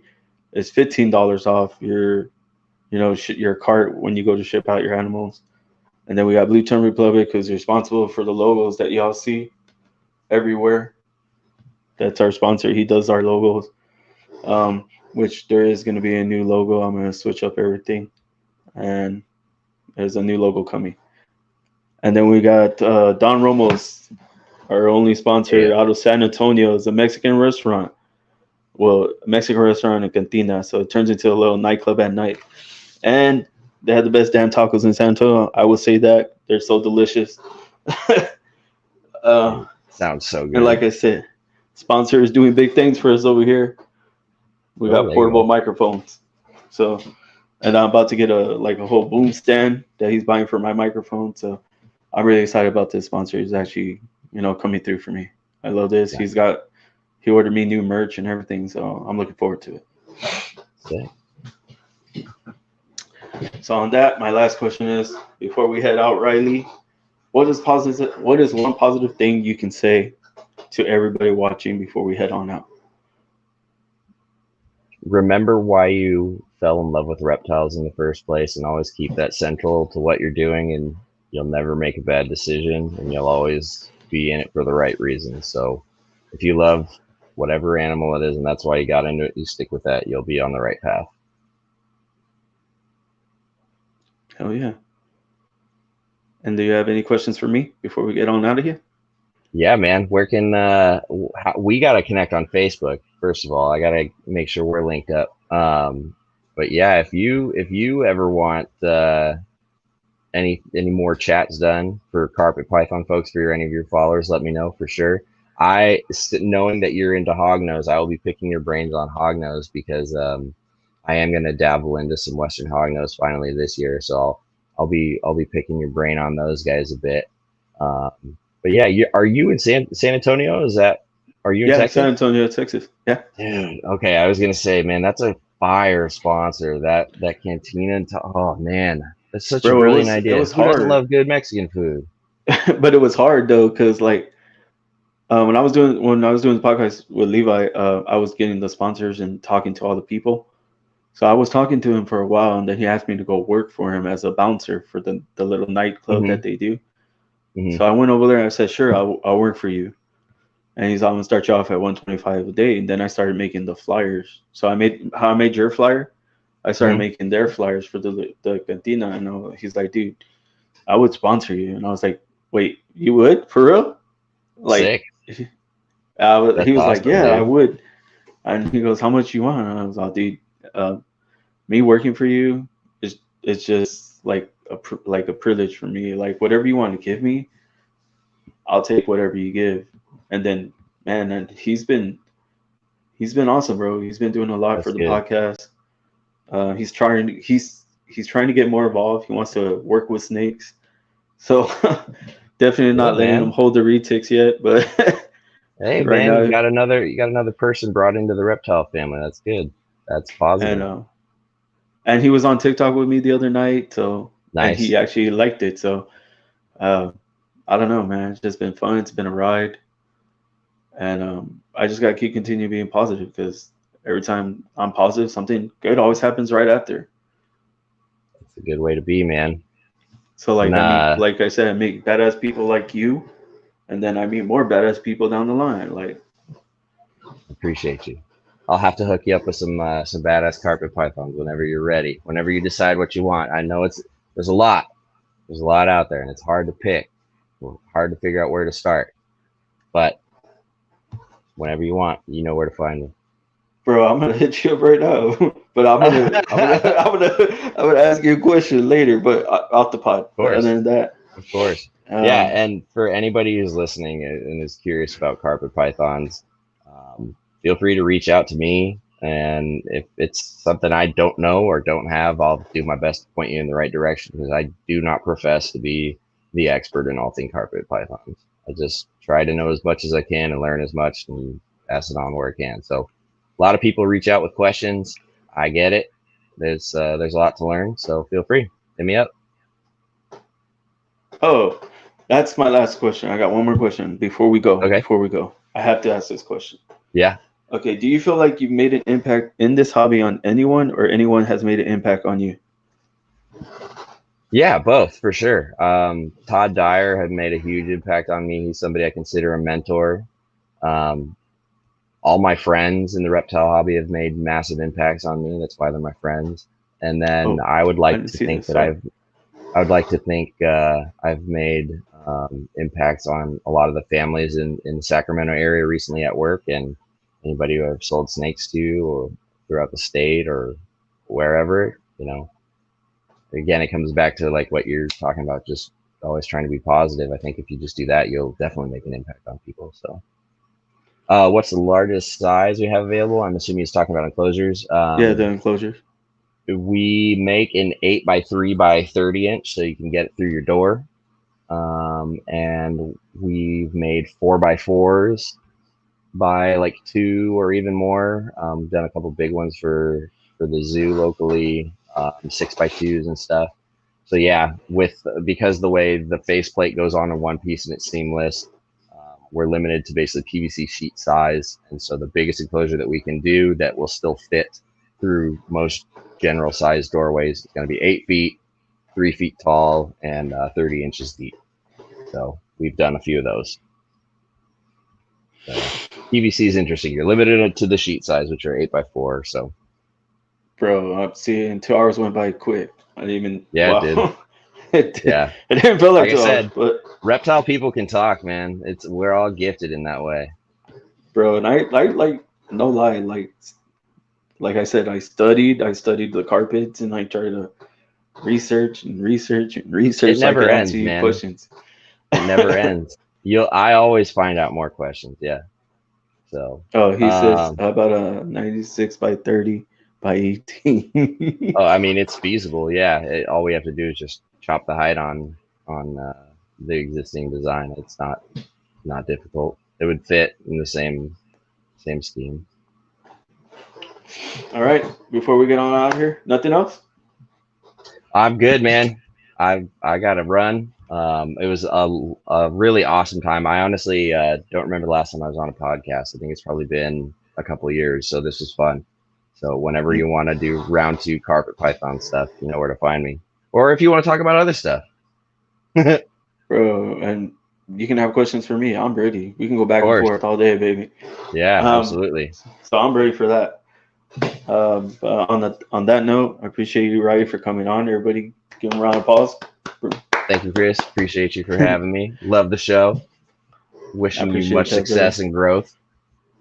We're gonna grow. Trust me, it's gonna grow. And I'm gonna Good. stay the way I'm going right now, and I'm gonna go to the top, brother. Glad to hear it. It's the only way to be. I'm not gonna take nobody's spot. Just I want to be one at the top. Like, oh, you know him. Yeah. We don't need to take each other's spots. There's enough room for all of us. Stay in our lanes, do our thing. You know, we can all That's fit. exactly what I want to do, bro. Stay in Yep. my lane. Just do me. Spread my positivity. Just do what I want to talk about. 100%. So on that note, y'all guys, y'all already know, lift each other up. If you see somebody down, if you have something positive to say, just say it. And even say hello to somebody because you never know how much a hello can go for a long way for somebody else. True. Because it actually really does. I had like people tell me hello, and that means a lot to them, you know. Or I tell them hello, and they're like, "Oh, thank you for telling me hello." No problem, you know. But on that note, love each other, and y'all have a good night. Me and Riley, we out of here. Peace.